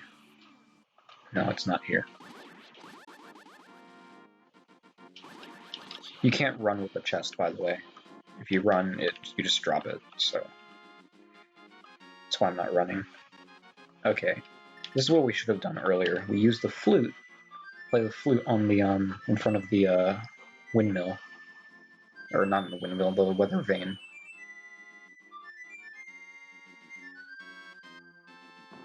And out comes a bird. I don't know if this bird has a name, but anyway, now you can summon it with the flute. And this unlocks fast travel. We can travel to any of these 8 points in Hyrule. The catch is you can only use the bird in the light world. Unfortunately.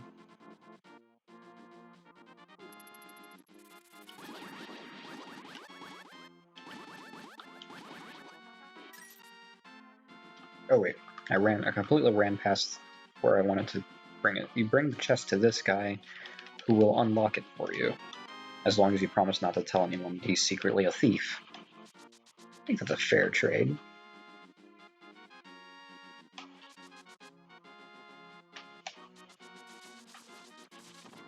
Anywho, now that we've taken care of that, do I want to do this now or do I want to do this later? I think I'll do it now, before I forget to. I'm going to grab a couple of items that there really isn't a convenient time to grab them, I'm sorry. So we're just going to do it right here while I'm over here. Actually, no. There is a more convenient time to do it. Slightly more convenient. It's not too much more convenient. So instead we're going to warp back to Kakariko Town and head to the third palace of the game. Or to the third palace of the Dark World of the game.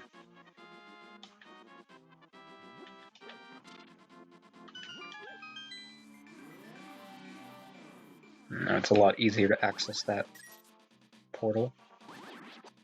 I forget how many portals in the game to the Dark World there are. I think there are about 8. Really aren't as many as I thought there were. So I think there's like 1 for roughly each section of the map, maybe a little bit less. Anyway, welcome to Skull Woods, which is where the third palace is located, as you may have guessed since I said we were going to the third palace.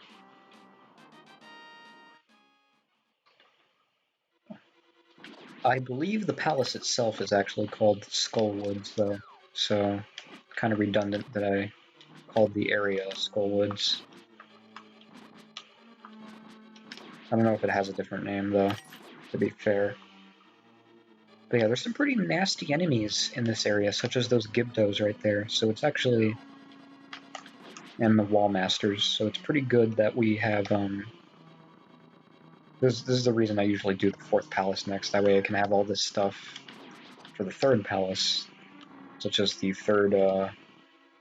level 3 sword, the Tempered Sword, which is a lot stronger than the regular Master Sword, as well as half magic, because I did mention I'd be using a lot of magic here. Anyway, this palace is pretty interesting in that it's kind of separated amongst the forest, so like there's that section, but then now that we have the big key from that section, we have to use the big key in another section of the forest that's hidden over here. It's pretty interesting. While we're here, we use our powers to kind of restock on some hearts.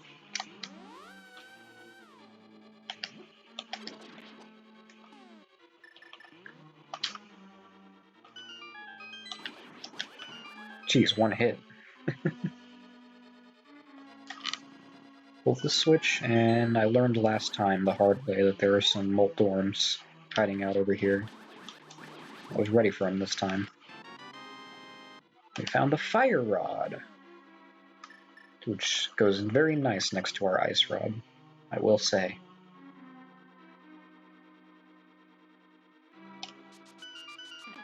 Oh shit, I got knocked off, or I got knocked back.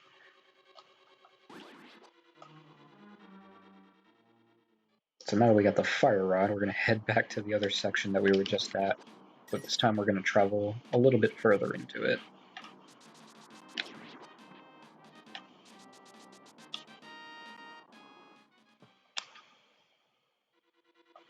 Because there's this entrance left that we haven't been to yet.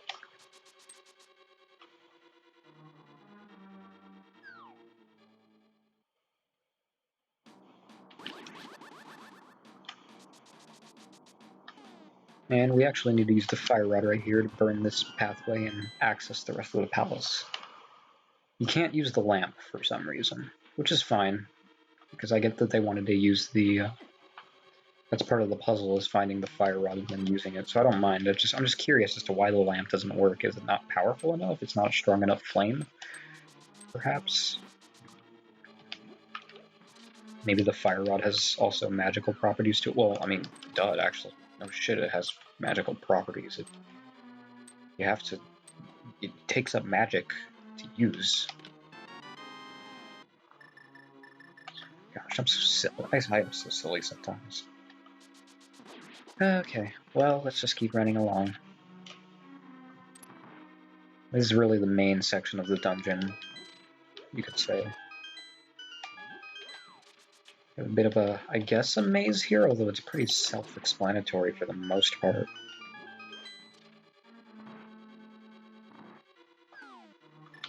Using the fire rod on Gibdos will burn them up instantly, which is a great way to take care of them. Oh, and they dropped magic. How nice of them. And you could use the lamp, but it's a little bit easier and faster to light these torches with the fire rod. Especially since they extinguish after a short while. So, you know. Oh, shit, come on. I want to be a bunny. Alright. Wait, what activated the jingle that time? I didn't do anything. Whatever. I'm really glad that they're dropping magic, because I do need some of it. Because we're already coming up on the boss. Welcome to the boss of Skull Woods. Discount Mothula. Who, surprisingly enough, is also kind of weak to Fire Rod. Which is why I'm using it. So that I don't have to get up close and personal, although it doesn't really help that I'm missing a lot. Seriously. Alright, well, we're at the magic, so now... Oh, she was one hit away from dying anyway. That fight can be That fight can be a bit hectic if you're unprepared for it. Which is why I came prepared, obviously.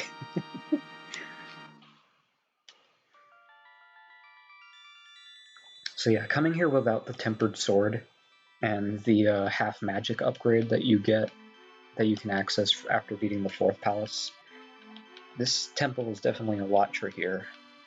So that's why I usually do Thieves Town before I do this one, as I've said a couple of times before. But I'm saying it again because I really recommend it. It's a very helpful route to take.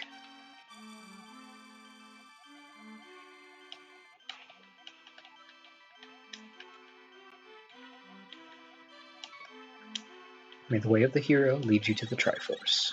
Indeed.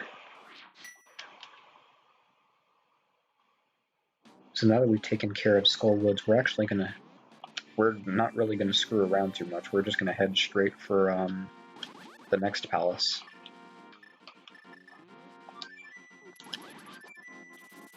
Which is in the swamp region. Actually, wait. Hello. There we go. There he is. I don't know why he didn't spawn that time. I'm actually going to take the 4th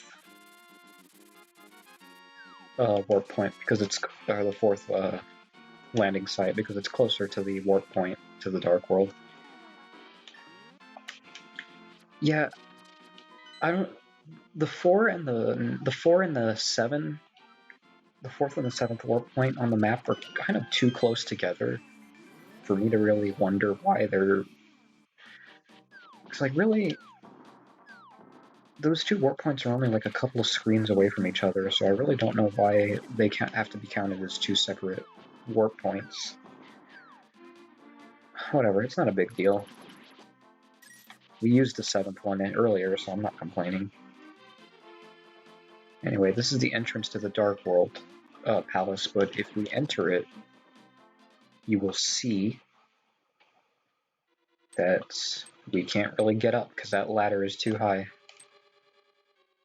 So, what do we do about that? Well, first of all, get this fucker out of my way. Second of all, let's transfer to the Light World. I get the feeling, I just have an inkling that there's something we can do in here. I wonder why I get that feeling. Also, I'll gladly take this opportunity to get a fairy, because I have an extra bottle. Might as well have it stocked up with a fairy. Yeah, I don't really usually buy potions here all that much.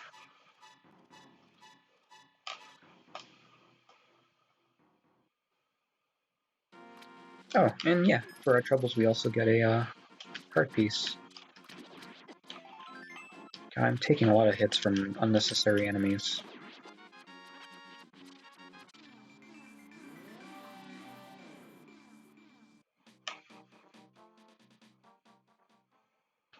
Now that we've done that, it's all flooded, so we can reach this part. So welcome to the second palace of the Dark World, the Swamp Palace, I believe it's called. And I honestly think it's kind of trickier. There's a lot more enemies, it's a lot more crowded. So I definitely prefer coming here later than instead of coming here second. Because as you can see, I'm already kind of like, I mean, granted, I'm not being as careful as I should be, but I mean, look at how low my health is. We were in significantly worse shape when I got out of the first Palace of the Dark World.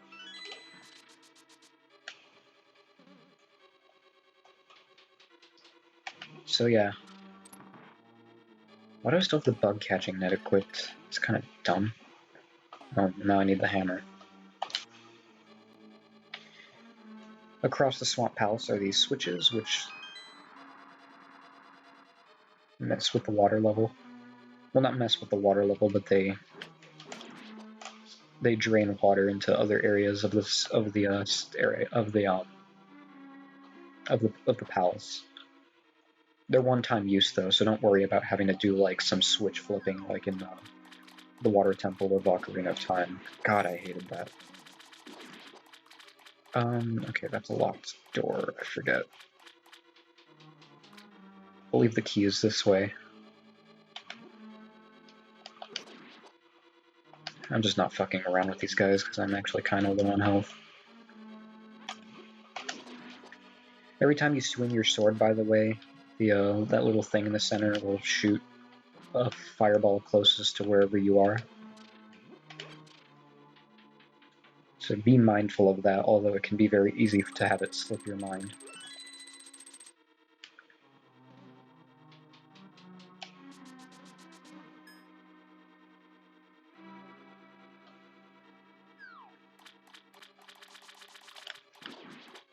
Kill that guy.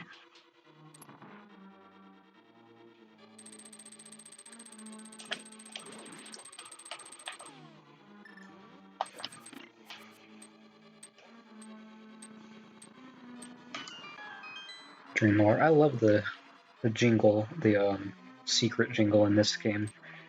It's probably my favorite rendition of it. Anywho, we actually want to close that, or hit that switch one again, because otherwise our path will be blocked a bit further ahead, and then we have to come all the way back, and that's just not fun. Can you... Okay, I was about to say, are you serious right now? Swim over those blocks that we couldn't get over originally.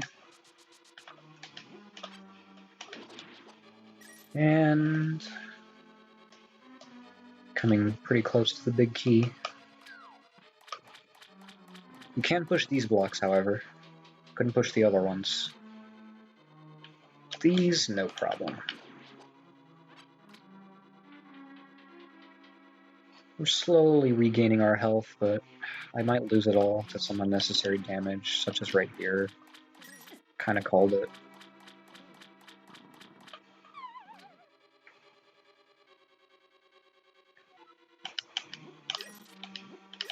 Over to the left, I think, is just a bunch of rupees, so it's not important.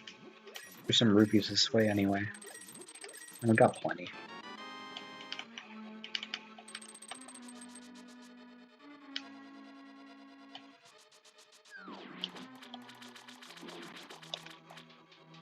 By the way, if you dash through an enemy, I don't think it drops any items.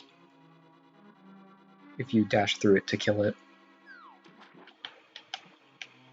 Although, at the same time...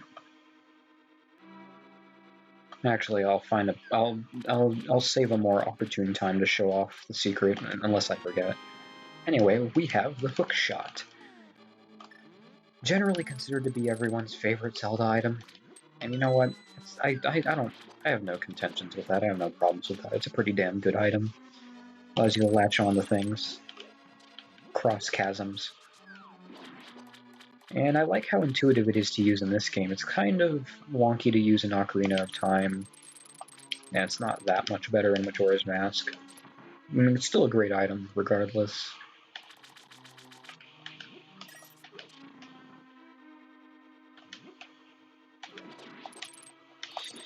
Kill these guys without getting the risk of electrocution. Now, this opens that door, but that's actually not the door you want to take, because it also opens this door over here. A little tricky-dicky there.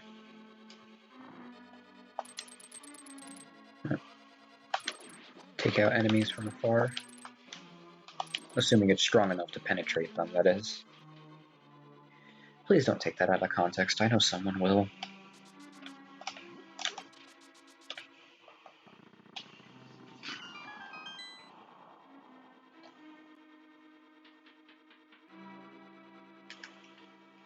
Anyway, oh, shoot.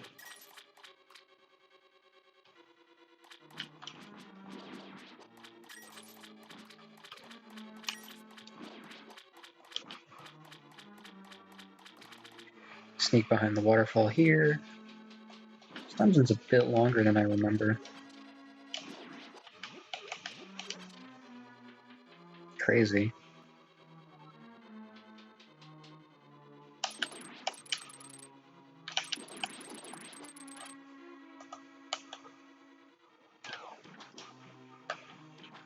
Anyway, grab this key. And I think you can stock up on stuff right here, so we're going to go ahead and do that. Even though this fight really doesn't require a lot from me. But, I don't know. I just feel better if I do. It's not a lot, but, you know, it's something. Oh, you fuckers are going to block the way. Can I do anything about you? No. Can I bait you over here? I can do that. Kinda. That's better. Problem solving. Go ahead and get our hook shot ready, because it's going to come in handy, I bet. Oh, the boss of the Swamp Palace. I actually don't know what this thing is called. Surprisingly enough. I'm surprised I don't. I usually know most of the enemy names. At least I thought I did.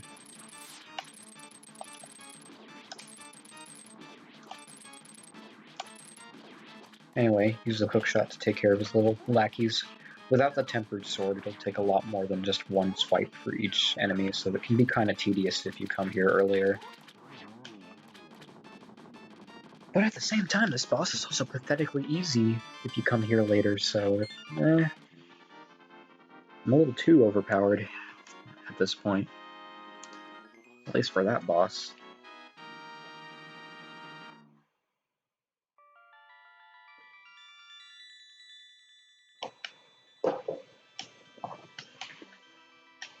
But we're essentially about halfway done with the palaces in the Dark World. Not halfway done with the game. We kind of crossed that threshold a little while ago, but you know.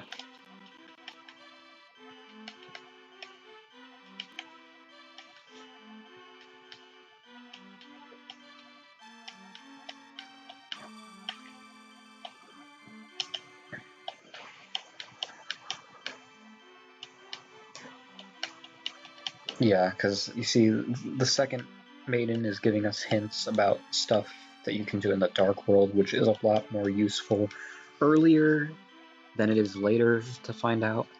So you can tell these were meant to be read in a certain order. That's not the only example of that, but it's one of them.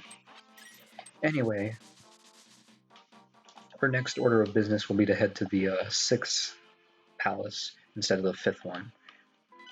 But instead of going immediately there like we've been going for the other palaces, now we're going to take a bit of a detour to find some necessary but useful items. First of which is up on this cliff in the desert. You need the Master Sword and the Book of Medora. Because hold up the Master Sword and you will get the magic of Bombos. So yeah, you need the Master Sword in order to grab these things.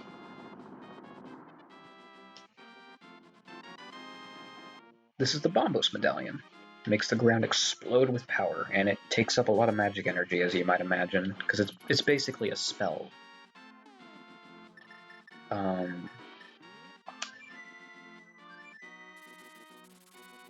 So yeah, the other one we want to get is up on Death Mountain? I want to say... Yes. I don't know why I was confused about that. I've never forgotten where this thing is. It's pretty evident, because you can actually, you'll most likely find it very early on when you come up here to go to the Tower of Hera. So it's probably in the back of your head by the time you reach this part of the game. But yeah. We need these, you can't really hold off on these things, right now. Like, you do need these. You at least need the Aether and this one that we're about to get, the Aether, whatever you want to call it. And the next one we're about to get. I don't know if you need Bombos, but it's definitely a good idea to have it. Now I think we want to warp here? I think. Not too terribly sure. I don't know what the fastest way is to get to the 3rd spell / medallion. It's kind of really out of the way, because it's up near Zora's waterfall.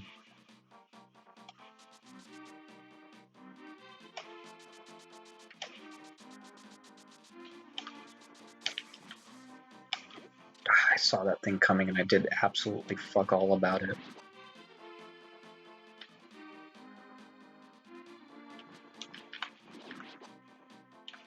Now what I want to know is if there's a way towards the sanctuary from where I'm at. Because if there is, that'd be very good to know.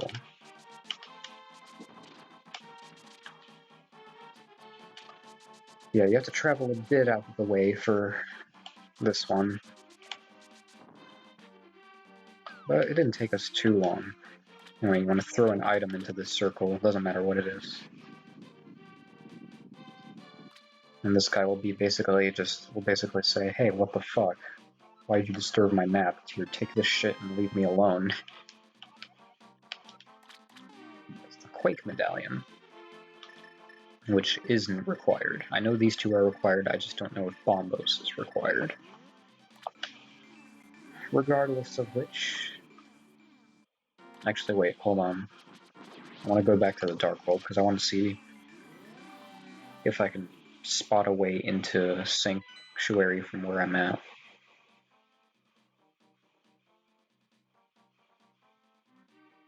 No, it doesn't look like it. It's shit. Do I want to do this now? Yeah, I'm gonna do it now, just so I don't have to forget about it later. Because essentially, there is no real best way to get to Sanctuary. Sanctuary is also usually kind of out of the way. And there's a lot of good stuff to get in Sanctuary, or near the Sanctuary, so I guess it's better to have it earlier than later. You need at least the Titan's Mitt to access most of it, and potentially the hookshot. Although you can there's a way to kind of cheese it so you don't need the hookshot, but that's besides the point. Yeah, so I guess this is the best time to really do it, even if it is kind of out of the way.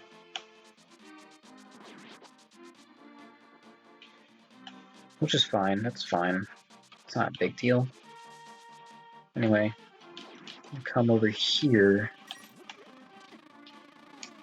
and warp to the light world. Yeah, this is why you need the Titan's Mitt, because you can't really get here otherwise. There's a way to sneak in here that's kind of a glitch, but obviously that's semi-cheating, so, you know. This is the magic cape, which makes you invisible. Actually, I'm going to show it off later. It makes you invisible and invulnerable to basically anything, but it uses your magic meter like nothing else.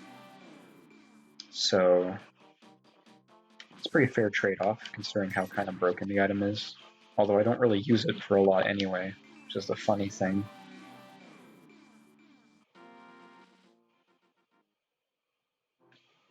But yeah, this way. I'll leave that bomb there so I can use this and then get it right back. Another heart piece.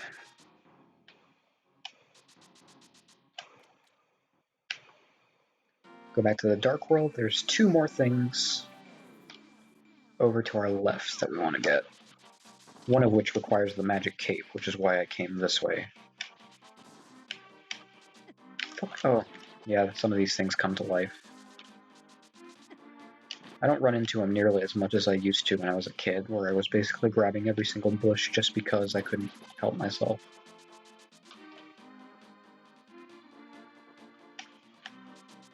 Oh, those little dinosaur-looking birds hurt like hell. Just fair warning. I mean, a lot of Dark World enemies hurt like hell, but those especially, they take... I forget how much damage they do. It's kind of scary, though. Especially when we're still wearing Link's green tunic. So as you saw, there was a heart piece up there.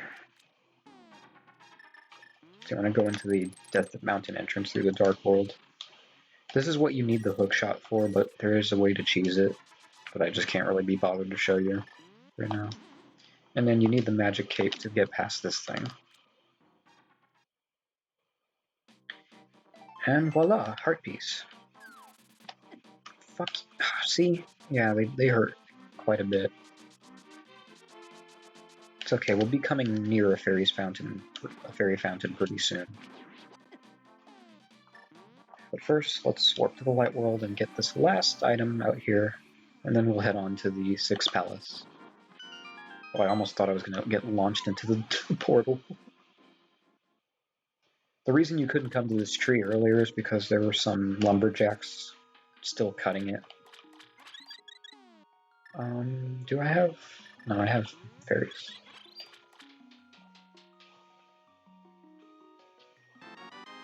Another heart container. Getting pretty close to max health there. Pretty exciting. Anyway, now that we've gotten all that taken care of, finally... Oh, wrong item. We're gonna head to the 6th palace, which you actually need to...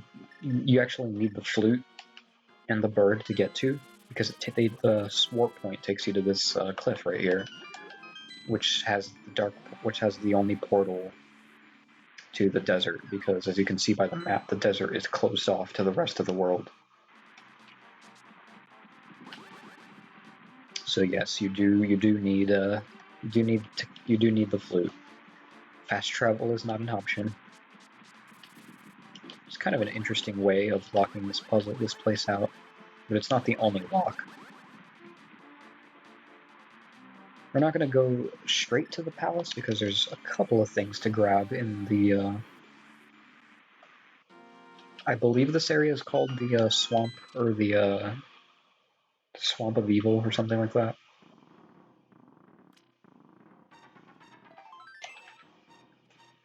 Something like that.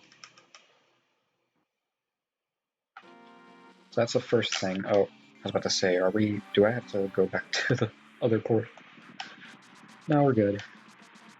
And here's a fairy fountain if you should need it, which sometimes I might. Sometimes I show up here and I kind of do need it.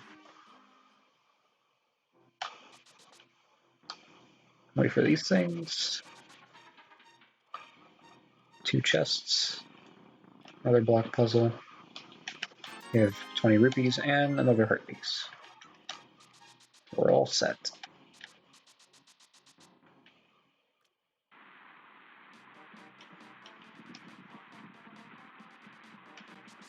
It's crazy to think that if I was playing Super Metroid, we'd be done by now. So you see that symbol? It's the ether symbol. So let's cast the ether. And suddenly the rain has stopped.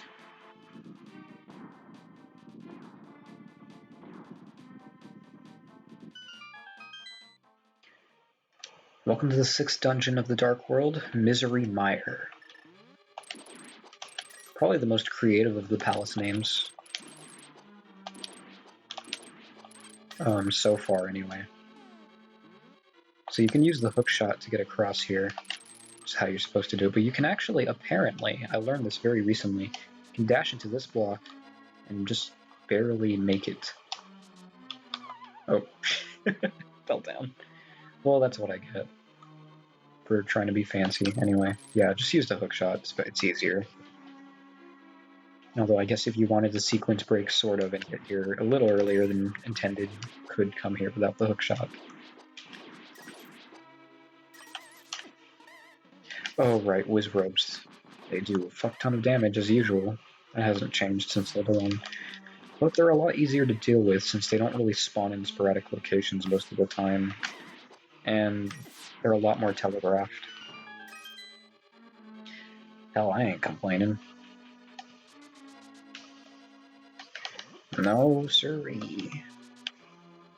Misery Mire can be a little bit confusing. It's definitely a rather large palace.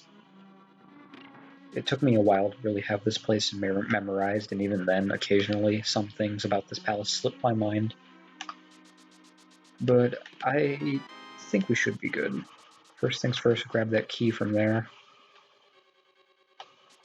By the way, every palace in this game does have a map and a compass to find, but because I know my way around Link to the Past fairly well, I just haven't been going for them. But yes, there is a map and a compass hidden in the palace to aid you, so don't worry too much. Magic U.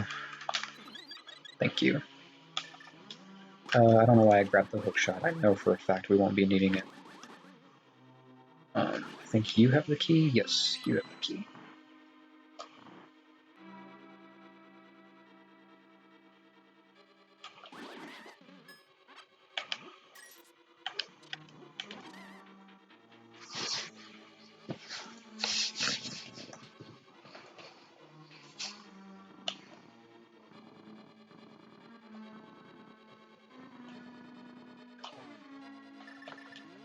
Use our lamp. And to speed up the process a little bit, I'll use our fire rod in this room to reach these ones. Oh wow, you spawned a lot earlier than normal? Damn, they were ready for me. I forget what this actually does to the palace. It changes something, but I never bothered to see what it was, because I always kind of just did this, assuming it was a thing.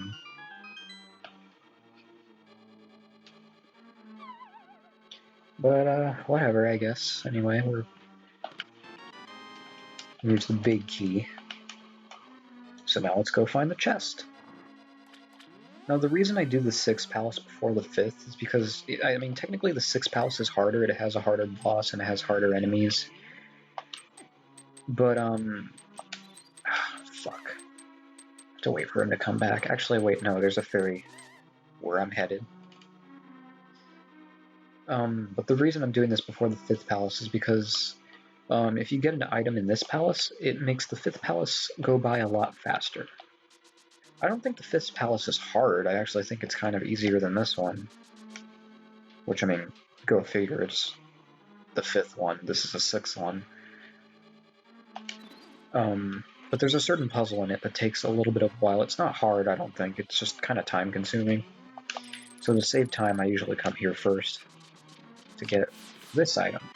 The Cane of Samaria, or Samaria, either or, which allows you to manifest blocks that you can use to push onto switches. That's not the only thing it does, though, and I'll get more into that when we get into the 7th palace of the game.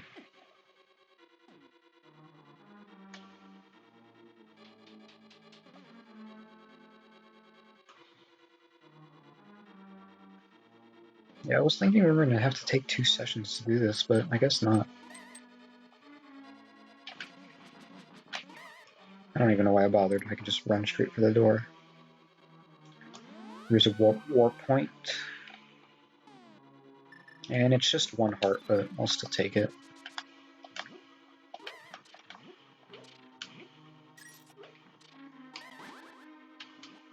Fuck. Bunny. Some magic right there.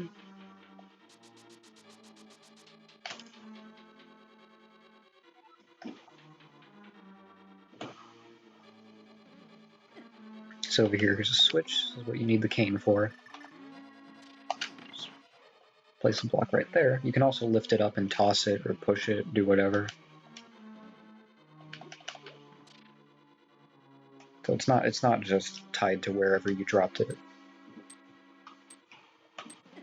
It's more of a puzzle item than it really is an item to help you out just in general.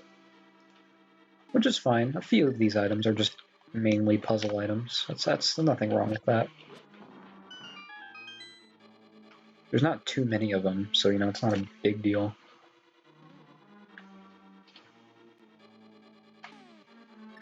Use our magic powder again. Oh, I'm sorry.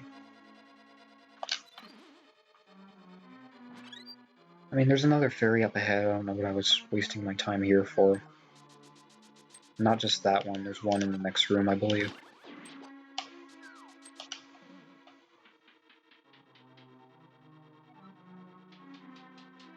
That guy's gonna chase you around this way.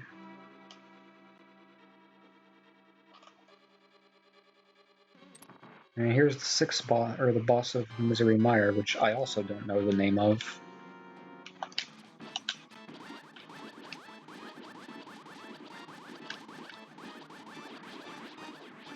And he'll shoot lightning at you occasionally. Oh, fuck. Well, now I can't use my beam. It's really hard to dodge. I normally don't even try. I usually try to tank the damage if I can.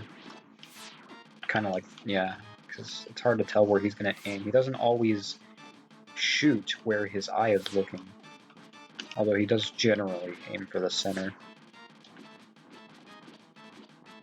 Oh wow, he's getting really crazy with that.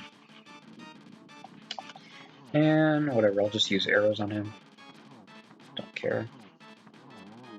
He's done so. That's the best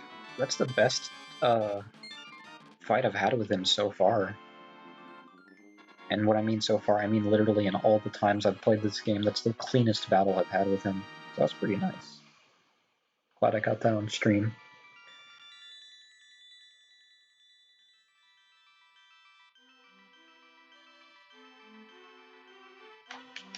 So this maiden is going to spout bullshit because we haven't beaten the 5th temple yet.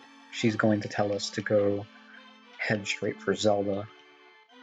Which I guess we could technically do at this point, but I mean, why would we go there right now?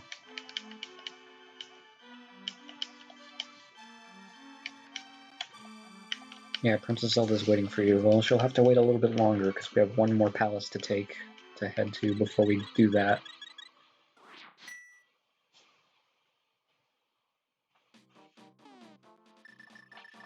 Which we can very easily work to.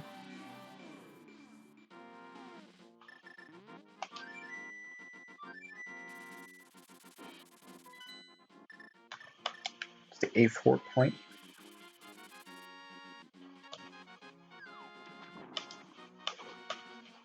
Could have probably ran a little bit closer to the palace before jumping in the water. Oh well.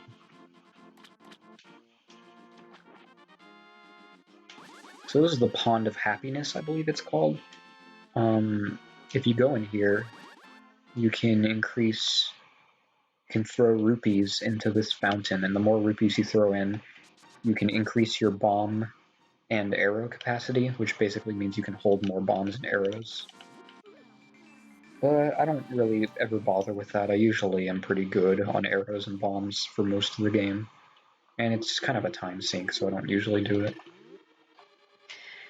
Anyway, welcome to the 5th palace of the game, or of the Dark World, the Ice Palace. And, yep.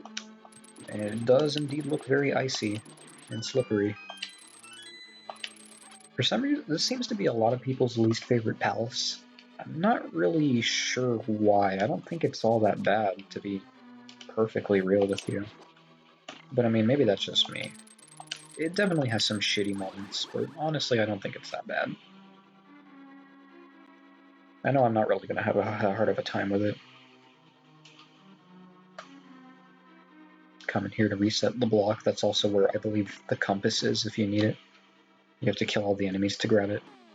And instead of fucking with these guys, let's use our bombos for the first time. It's basically a screen nuke. Which, I mean, so are the other ones, but I mean... And look, magic. Got all that magic we used right back. That's very pleasing to see. Anyway. See if I can kill 2 birds with 1 stone here. Not quite, damn it. If you can throw a bomb at the very corner, you can get the switch and the open the wall with 1 bomb. Or the floor, rather. Oh well, what's 1 bomb less? I feel like just because I said that, that's going to bite me in the ass later, but somehow I still have my doubts. Anyway, these guys, I believe, can only be taken out by bombs. But the catch is they also drop bombs every single time, so that's good. One of you has the key. I think it was you, and I just ran right past you. This is kind of a tricky room to navigate, as you can see. I'm kind of struggling a bit. Because it just kind of stops and shifts direction abruptly. Not very fun. Oh, fuck. Just don't want to do that.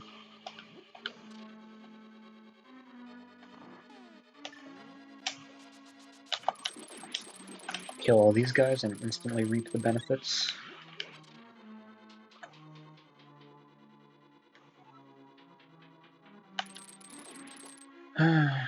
Well,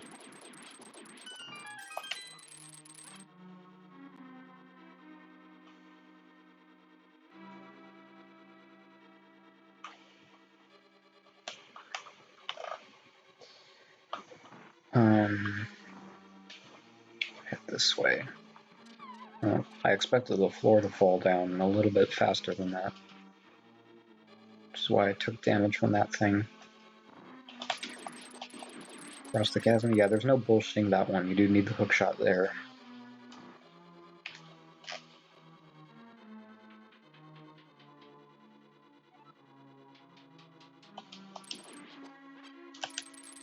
Oh, God, I didn't want you to launch me into the enemy. Anyway, there's a chest that we're gonna use to get back. Gotta do a bit of item switching in this room because there's a lot of these enemies, but there's also these hammer blocks.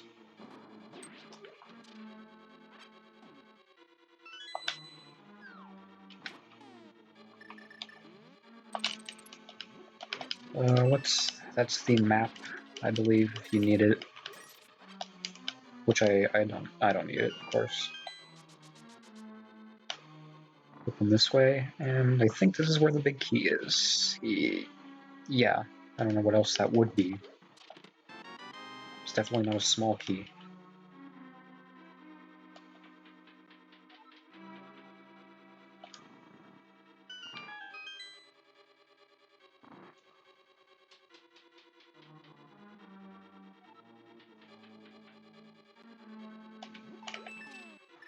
Hookshot over there. You could also, I guess, use the magic cape if you do have it. But I mean, that's not really a guarantee. It's not a required item. Well, yeah, it's not a required item, I don't think. So, you know, it's kind of... I guess it could be very easily missable. No guarantee you'd have it by this point. The hookshot, on the other hand, yeah, you'll probably have that. If not, I guess you really could just take the damage. Anyway, after all this time, we got the blue mail, our first tunic, basically our first armor in the game. I forget how much it cuts our damage. I think it's in a quarter. I don't think it cuts it in half. I mean, it might. I really don't know. But, you know, we have defense. That's the main thing to take away. We do have some defense. And I really like how the blue mail looks. I think it's my favorite of the tunics in this game. Anyway, this is the puzzle I was talking about earlier. Normally you need to push a block onto the switch from a room up above, but with the Cane of Samaria you can just create your own. So it's fine.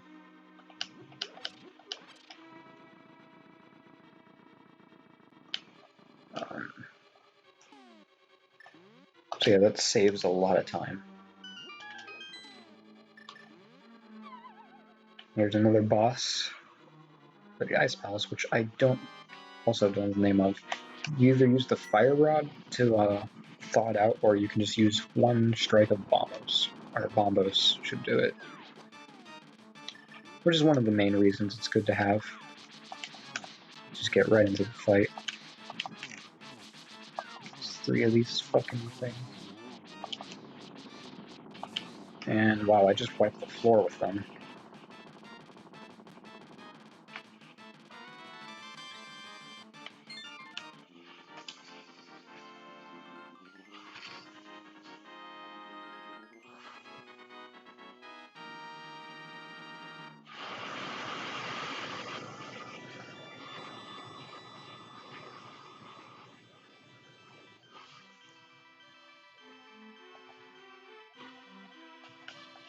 So yeah, we have really one more maiden to rescue, and that's Princess Zelda herself. But first, we have a couple of detours to take, but the other of them are mostly on the way towards the final palace.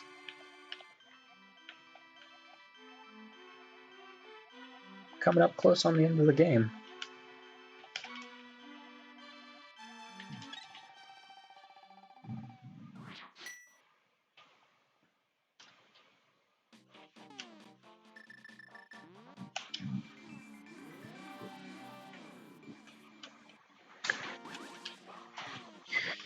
Alright, so let's warp over to the center of the field for the 50th time. Because once you beat the 5th and the 6th dungeon, I believe. So once you beat the Ice Palace and Misery Mire, there is a certain item that's opened up in one of the shops that you need at one point or another. So 1, I hope you have rupees. But 2, I hope you make sure to come here at some point.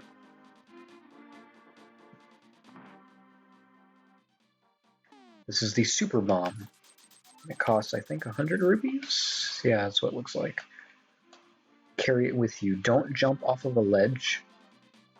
That's why I'm walking around. And don't press A, because both of those will drop the bomb. What you want to do is carry it over this way. Now, return to the light world real quick, because there's a bridge in the light world. But furthermore, oh yeah, by the way, the entrance to Hyrule Castle becomes a portal to the Dark World after you beat Aghanim.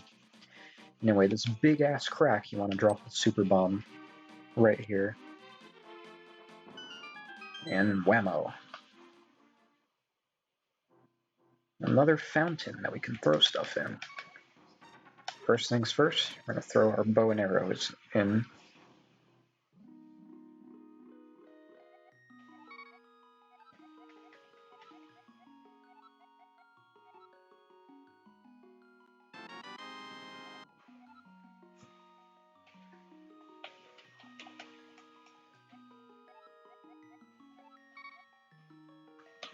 And she gave us the silver arrows, which we can use to deliver the final blow to Ganon himself. So that's why you do need to come here. But you can also throw your sword in here. And in return, you get the best sword in the game. The Golden Sword, I believe it's called. I mean, it's pretty self-explanatory. It's a golden sword. A level 4 sword, strongest sword in the game. So yeah, it's very good to get it along while you're here.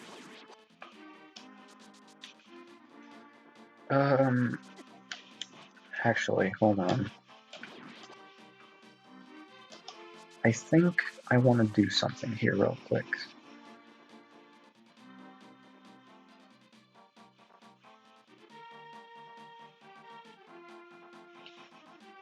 Do I want to? I think it would be good to get it just in case. I'm actually going to get rid of one of my fairies.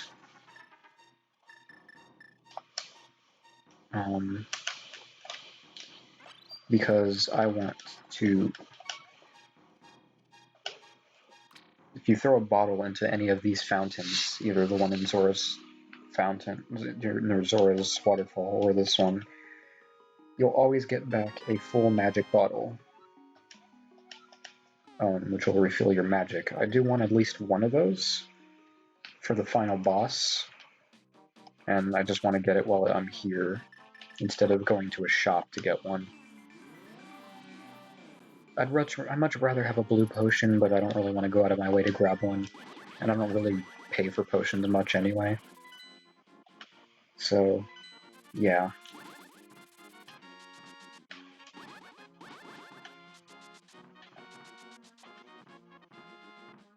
So for the first time in a while, we're off to Death Mountain. Oh, here's something I forgot to mention last time. At least I think I forgot to mention the other times we were here. This little structure that we're right in front of right here is actually Spectacle Rock. In other words, where Ganon's lair was in the first Zelda. How about that? Anyway, we're going to take a slight detour down here to grab another technically not needed item, but I like to grab it because just for the sake of completion.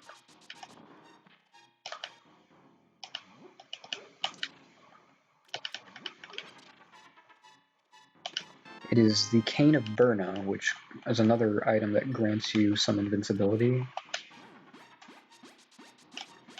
Oh, I didn't know it also used magic. I thought it only was a one-time deal. Oh shit, well we gotta get out of here.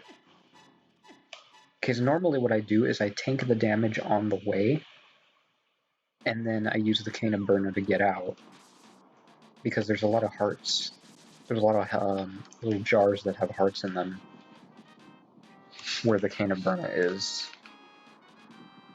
But I didn't realize the Kana Burner used a lot of magic as well. Okay. Stop! Get away from me.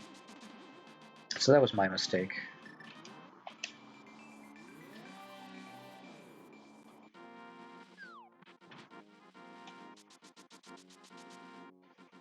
But, yeah. Yikes. And now we're fully out of magic. Normally I have some left over, which is kind of a problem.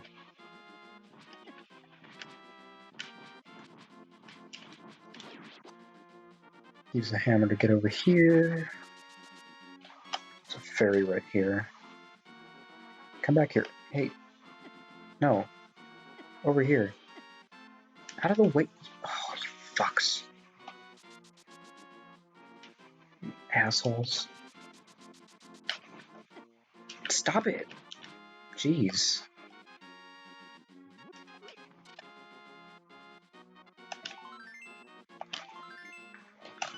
Crush these in sequence, and you open up the portal to Turtle Rock, which, oh, I don't have magic, so... Right.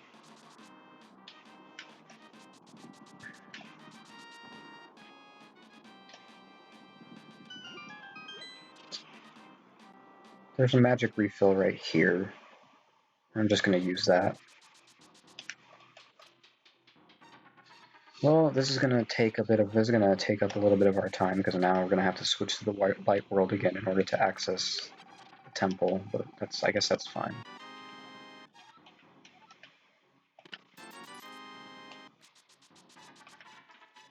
Yeah, I don't know why I tried to do it differently that time.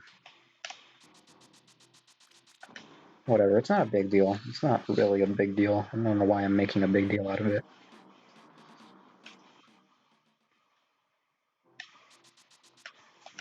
Anywho, there's an invisible pathway, so we're going to use actually the ether to reveal it, like so.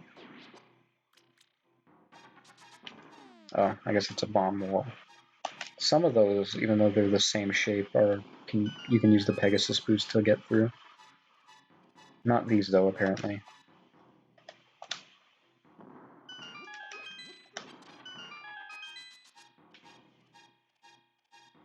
Got a fairy fountain right here, which is good because I took a lot of unnecessary hits, as you no doubt just saw.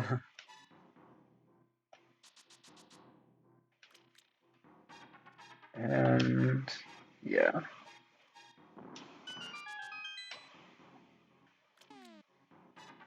I don't need these, but I mean, I guess while we're here, grab one.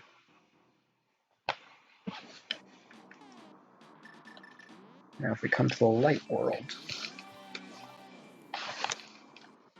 there's a heart piece. Oh damn, this place does look really high up. That jump right there must be the scariest thing to Link. Can't even imagine it. Anyways, I have to go back to the light world because I didn't have magic when I first got here, so yay. So that we can get on top of the statue. And there's the Quake symbol, so we're going to use Quake to open the palace. This is a really cool cinematic.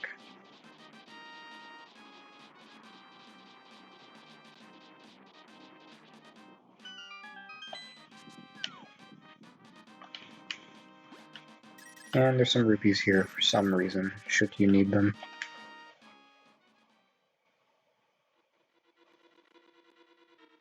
So welcome to the final palace of the... well, the 7th palace of the area. Oh, what the hell was that? Turtle Rock, anyway, is the name of the palace. Magic refill right there, thank God.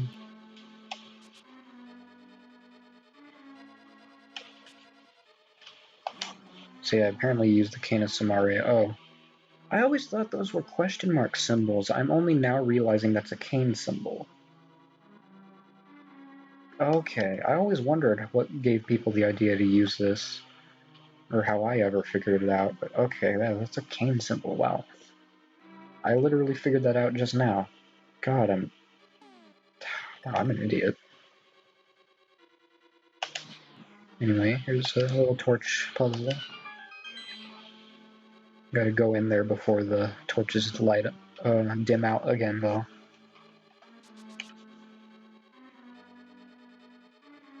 Weave in and out of these little spike pathways, or spike traps. There's it, and I believe, yeah, that's the map. Well, we got one map in this game and one compass, so I'd say balance has been restored, I suppose. I don't fucking know. Here's yet another magic refill.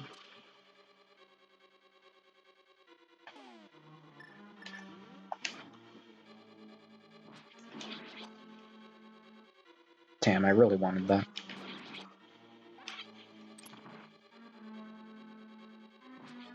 Have some Pokey-esque enemies from Mario that are a lot more annoying than Pokeys.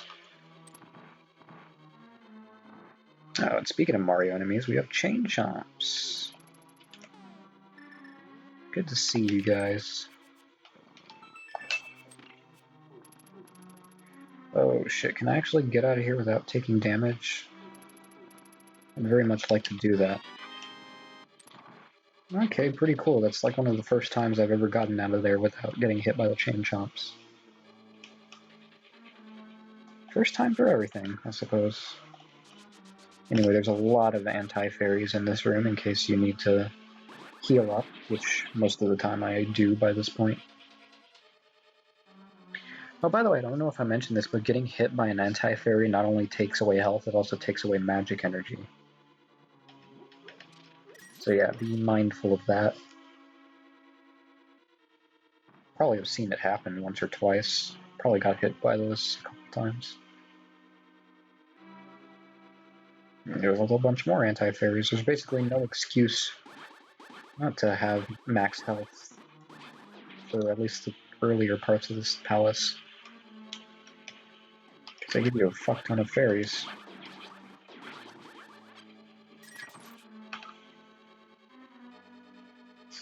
I get the feeling that I really should not... Oh, I guess I can't counter that. Yeah, I get the feeling I'm gonna need that switch to be blue. I don't know why, I just get the feeling. I actually don't remember if I do need it. Regardless, here's the big key.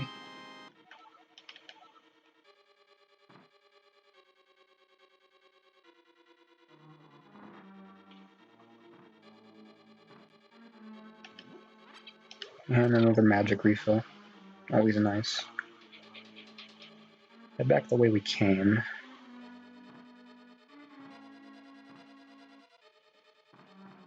Except this time, we're going to take the path that's further up.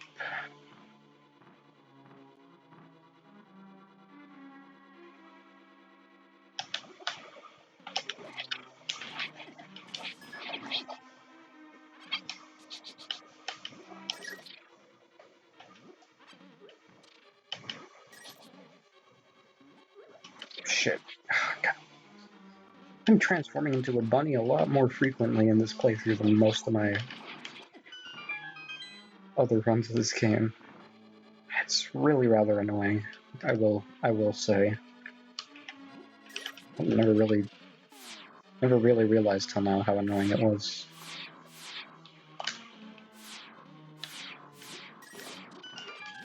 Okay, so the eyes that are already open, they attack you regardless of whether you're looking at them. The ones with their eyes closed, they attack you when you look at them.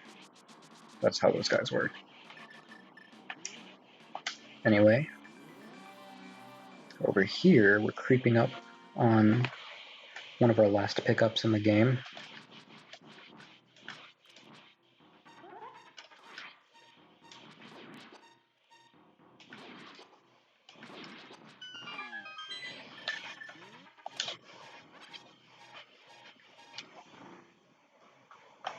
It is indeed our final heart piece in the game. because the last heart container we're going to get from beating this palace, as you may have guessed. So, pretty exciting. I should have been more enthusiastic about that, I'm sorry. Anyway, we can hookshot over here, get the mirror shield. Our final shield upgrade, which deflects virtually everything, I believe. Any projectile attack, I think. Pretty damn good shield. It also covers literally our entire face. Like, how does Link see past that thing? Or hold it, for that matter. I believe this is also the first game to have a mirror shield. You get a magic shield in Zelda 1, but not the mirror shield.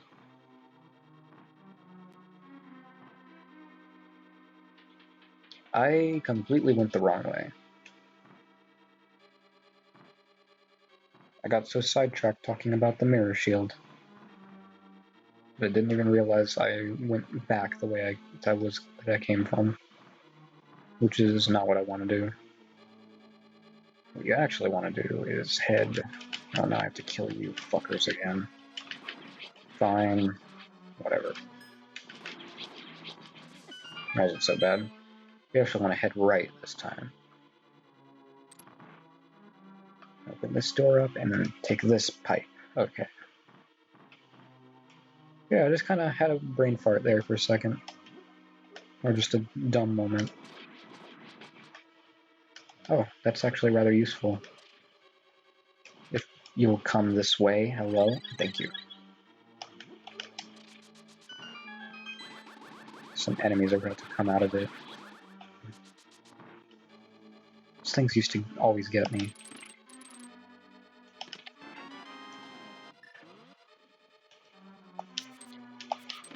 Oh shit. That was kind of close.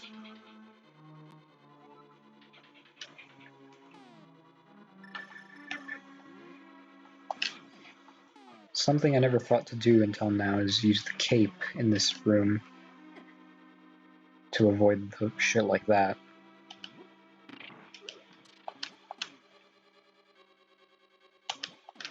I always wondered, like, am I supposed to just tank the damage? But no. You can use the cape. Assuming you have it anyway.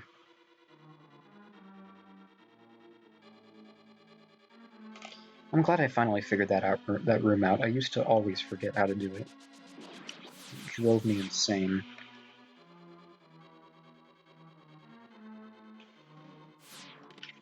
The mirror shield can deflect these lasers.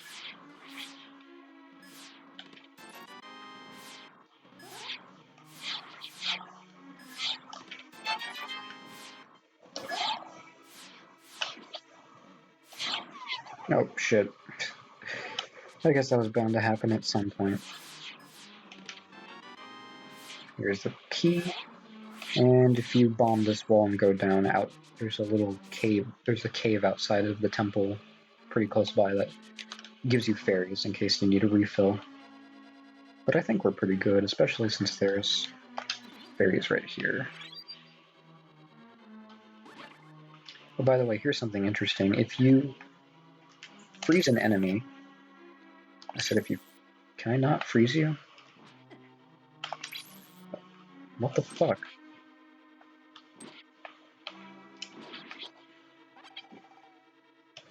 Huh. That's weird.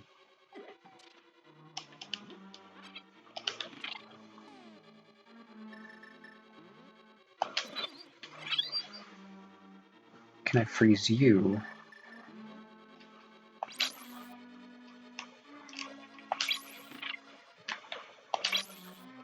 No? Okay, I guess I'll show that off later, assuming I get the chance. There's something kind of cool that I want to show off that I didn't know about for a good while. But I guess I just won't get that opportunity. Anyway, there's a full magic bottle right here, which we will very much need for the boss of this area, who I actually do know what his name is. This is the boss of Turtle Rocks, Trinix, who has a fire head and an ice head. Take out the ice head first, because if that ice head gets to shoot anything out, the floor will become slippery, which is very, very, very hard to deal with while you're trying to fight this guy. So Ice Head goes away first. Obviously use Fire Rod on the Ice Head and Ice Rod on the Fire Head. And once that's over with, on to Phase 2, which is just a simple hack and slash. I'll slash the center, glowing center of the boss. And he's done so. The boss can take a little bit longer without the golden sword. And boom, full health. Oh, that's so nice to see.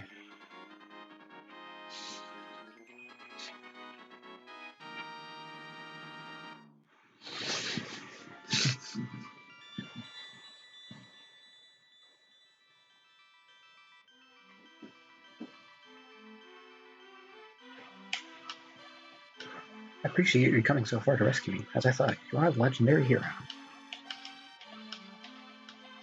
Ganon is waiting inside of its tower to pass through the gate, linking the two worlds. Once Ganon enters the light world, it's unlikely that anyone can stop him. But he stays in the closest space of this world. You can find him wherever he runs. Now go to the Tower of Ganon. We will use our combined powers to break the barrier. Let's return peace to the country without fail. Hell yeah! Saved Princess Zelda, saved all the maidens.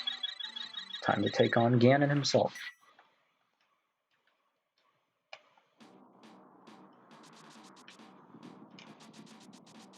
Now I'm wondering if I'll even get to show off that thing that I said I was going to. Ooh, toughest enemies in the game right here, Lionels. Don't even fuck with them, just keep going. I mean, they're not too bad, but I mean, they're pretty bad. Right now, we're going to break the barrier of Ganon's tower with our power.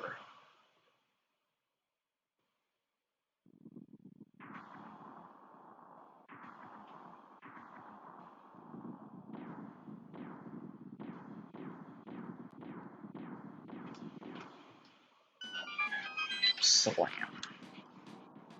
Such an epic and dramatic sequence. Alright, final area of the game. Final dungeon of the game, Tower of Ganon. Or Ganon's Tower, whatever you want to call it. Just get a key. There's a number of ways to do this. It's quite a big area, quite a big dungeon, as you might imagine. But luckily, I think we can find our way.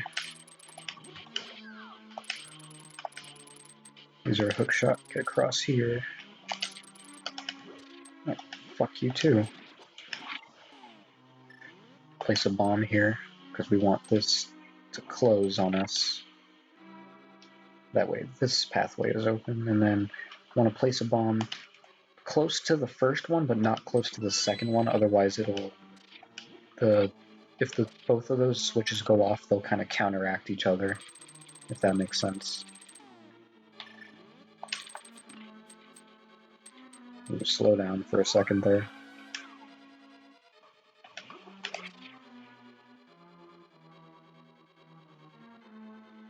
Got some tight corridors with some fireballs. Oh, there we go.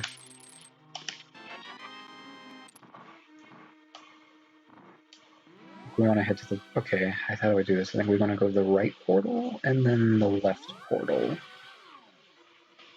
Yeah, and then the bottom one. Okay, I got that one. That one usually takes some remembering. Got some dangerous pathways, not even gonna fuck with those guys. Here's an unnecessary portal sequence. Like, seriously, was that really necessary? Couldn't we have just walked out? Whatever.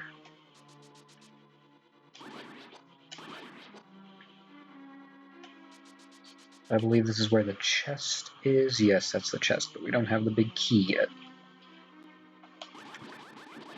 Fuck that guy. Using our fire rod will light up the way for us.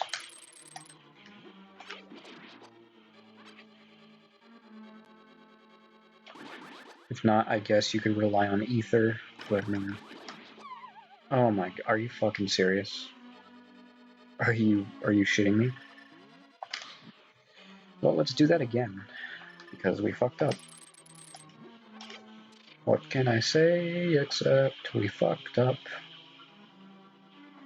I shouldn't have sang that, now I'm gonna get copyrighted. Fuck. I'm ruined.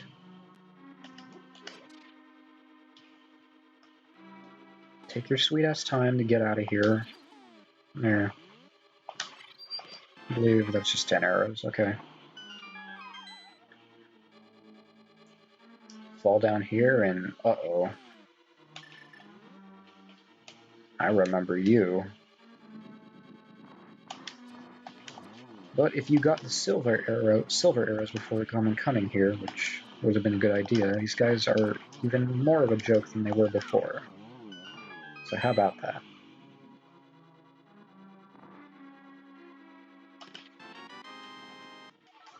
I forget what's in these chests. Bombs, and then I think like the compass or something? No, arrows. Those are actually pretty good to get them. Also, the floor is slippery here, so I guess that supposedly makes the fight a bit harder. Actually, it definitely does.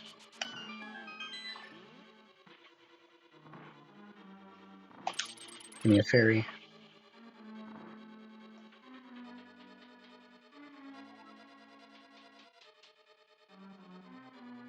They give us the big key as we just did, and now we can grab our other tunic, the red mail.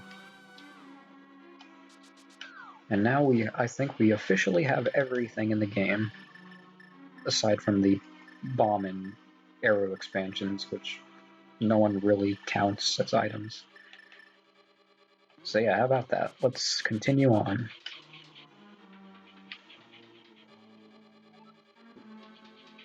Now we're actually going to climb the tower. Oh, please get away from me.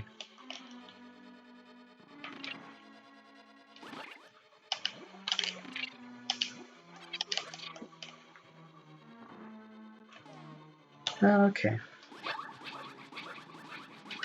You can sort of keep swinging your sword so that you don't move, and you can kind of bait these guys to come here. Oh wait, we have the mirror shield. Their fireballs do nothing to us now.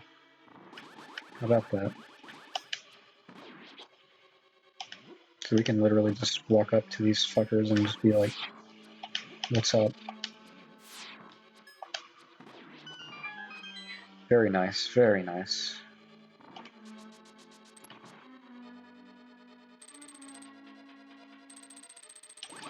Oh shit, this part. If you're lucky, you can get them all out of there like that. Kill that guy in one hit. God, at the beginning of the game, it took quite a few hits to get rid of those guys, not exactly one. That noise is annoying, so I'm gonna run out of here while I can. Or, I mean, not while I can, but as soon as possible. And maybe let's not do that. Some bullet hell shit here almost.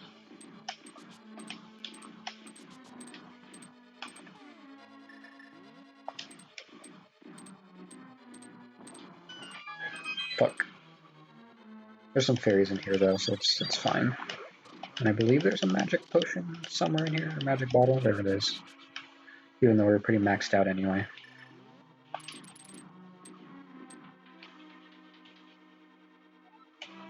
Sorry, I'm not talking much. I'm very kind of focused on, this is the final dungeon. I'm actually a little bit focused. Imagine that. Nice finishing move, Link.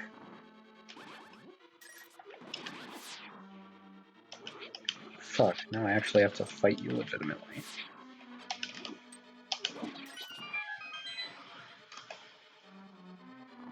Yeah, there's some pretty hectic rooms right here. I mean, they're not giving you a lot of bullshit with these conveyor belts and statues. I will admit it's quite a challenge. Or kind of challenge. I don't know. I don't know how challenging it is. I've played this game for a while, so my word isn't really as good as the word of someone who's still kind of new to the game. That sounds backwards. I don't know. Can we not? I'm just trying to pick up all the jars. Okay, well. Okay, thank you. I'm really glad that I'm getting juggled there.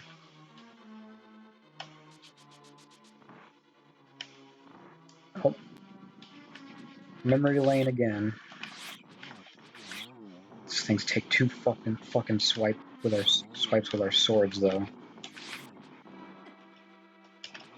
Jesus. It's a nice way to show you how powerful you've become, though. So I actually do like it. And I'm also glad we're not fighting the Dark World bosses, it's just the Light World bosses. Got a dark room, invisible pathway, and some whiz robes, so why don't we kill two birds with one stone?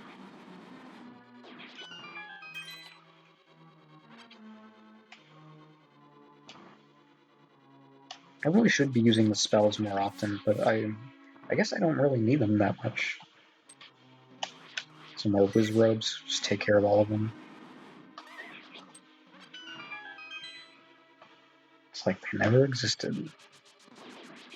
Okay, here might be a good place to try what I was going to mention.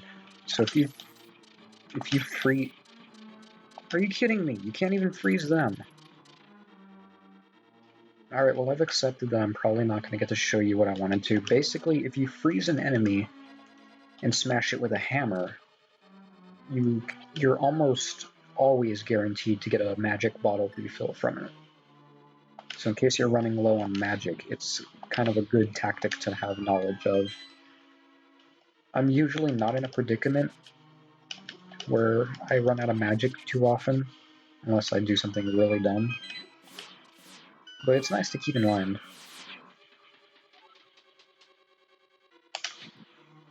Speaking of magic, we gotta use a lot of it here. This room is very pain in the ass. And I fucked it up. There's exactly one magic bottle here to refill in case you need it. Let's try this again.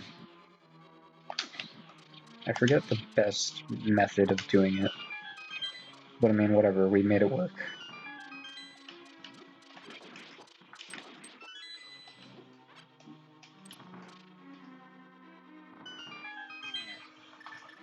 Let's get our bombs. Why does that jingle keep playing? Like, I know I unlocked the thing the first time, but what else happened? It's the second time it's happened. We're pretty sure.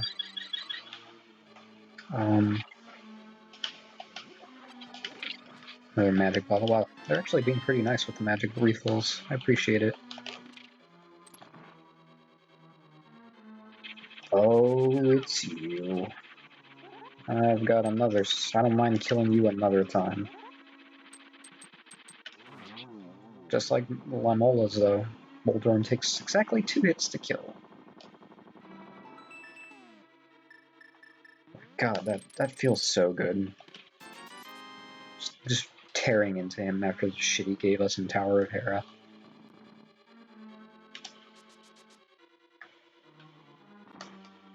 This room is a clusterfuck, I will say that. Jesus Christ.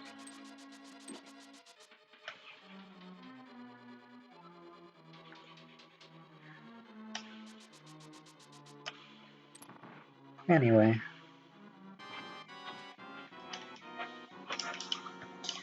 It's you again. Well, I guess it's time for round 2. This time he'll have clones of himself. And I missed all of those hits. Oh shit, I got him with all 3 of those. That almost never happens.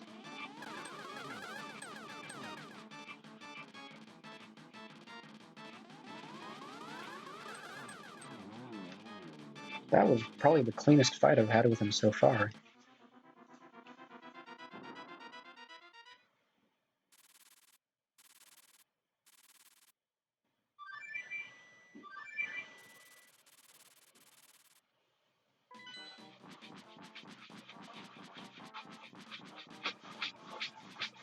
So I really didn't need the magic refill.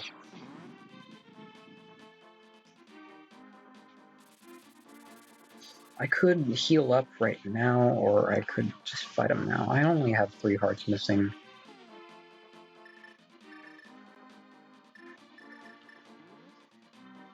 I'm gonna test fate. I'm gonna fight him right now. Time to face off with Ganon.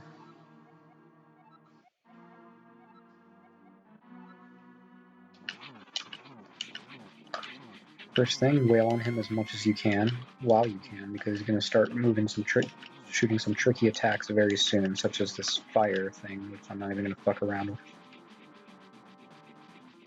That's not the end of the attack either. They now turn into bats. Yeah, normally I just tank the damage and wail on him, but I think it's actually probably more beneficial to just avoid it. Oh, it's actually not that hard to dodge when you are far away from it. I mean, yes, it requires some flexibility. Okay, this attack is kind of stupid, though. And now he's going to stomp the floor, which if you fall down, the fight restarts, just like with Moldorm. So don't. And it's also kind of a pain in the ass to get back.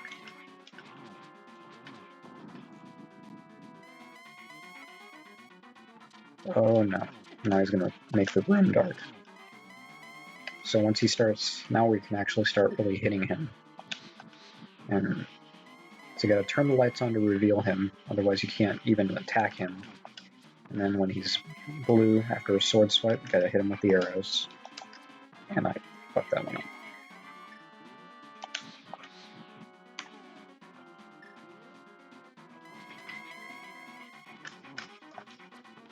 And he is donezo.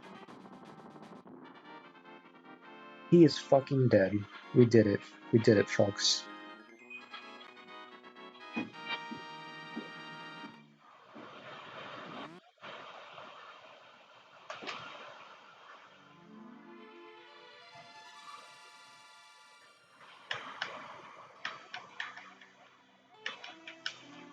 Should I narrate this? I don't feel like I should. I already embarrassed myself enough in the Metroid Fusion playthrough when I narrated everything.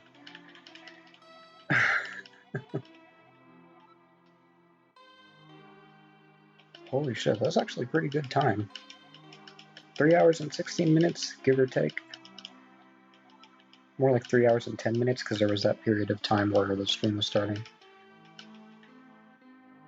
Pretty good.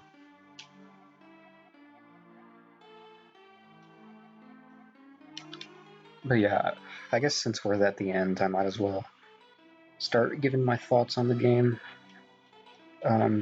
Or final thoughts, even though I kind of talked about it at the start of the playthrough, or the stream. Why am I calling it a playthrough? This isn't a Let's Play. This ain't no dang Let's Play. But no, to this day, this is my favorite Zelda game ever. It's the music, the atmosphere, the world-switching mechanic, the kind of fast pace, actually. It's a pretty fast-paced game, all things considered. It's everything about this game, I love it to death, and there's a reason later Zelda games took inspiration from this game. Like, there's so many elements of the later games that came from A Link to the Past, it's not even funny. We got the Triforce. Reversed everything Ganon did, and saved Hyrule. Sit back and enjoy the credits. No. Don't. It's so tempting to sing, but I will try to hold my tongue. Oh, he's not dead, apparently. Could have sworn we literally watched him die earlier. Like, okay. See all the people we helped out, I guess. Even though we didn't really interact with any of the NPCs in this game. But that's what Majora's Mask is here for, though. There'll be plenty of times to help NPCs out. That's like 80% of that game. if you're dedicated.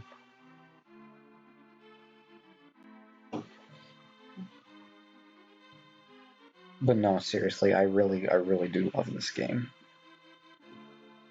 It's one of my favorites on the Super Nintendo. Like, I've talked about it before. Like, the Super Nintendo is still my favorite console to this day. Like, it's the one I grew up with most. This and the PS2. Super Mario World, Link to the Past, and then eventually Super Metroid. Like, it's, you know.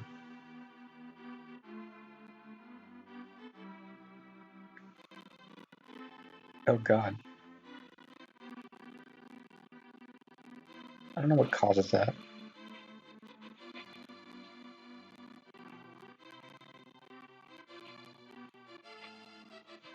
Yeah, that was weird.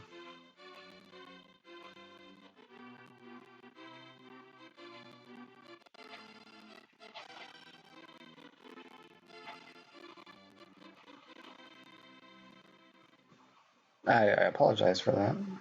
That was.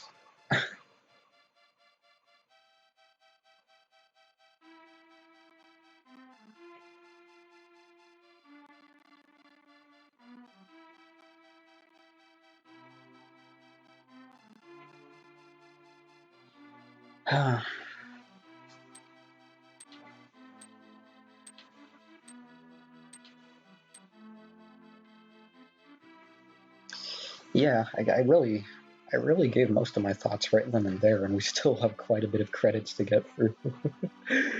um, yeah, I mean, honestly, I can't really express the magic that this game has. Like, it's like, I don't know. Just play it for yourself, really. That's all I gotta say. Play it for yourself.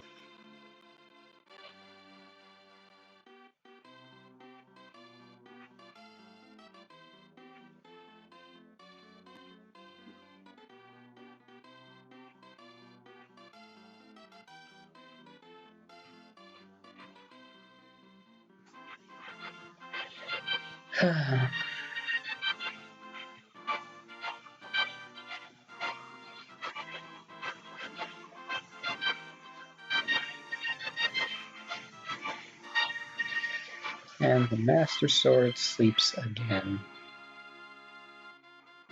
Forever. Bet.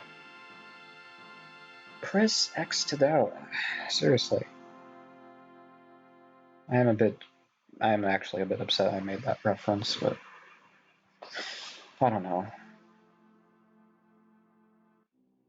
Now we get some even more pretty credits music. Since I don't really know what else to say, I think I'll just let you listen to the credits, really. So this is Reina, Retro Reina, signing off. I hope you enjoyed Link to the Past, and I'll see you next stream for whatever it may be.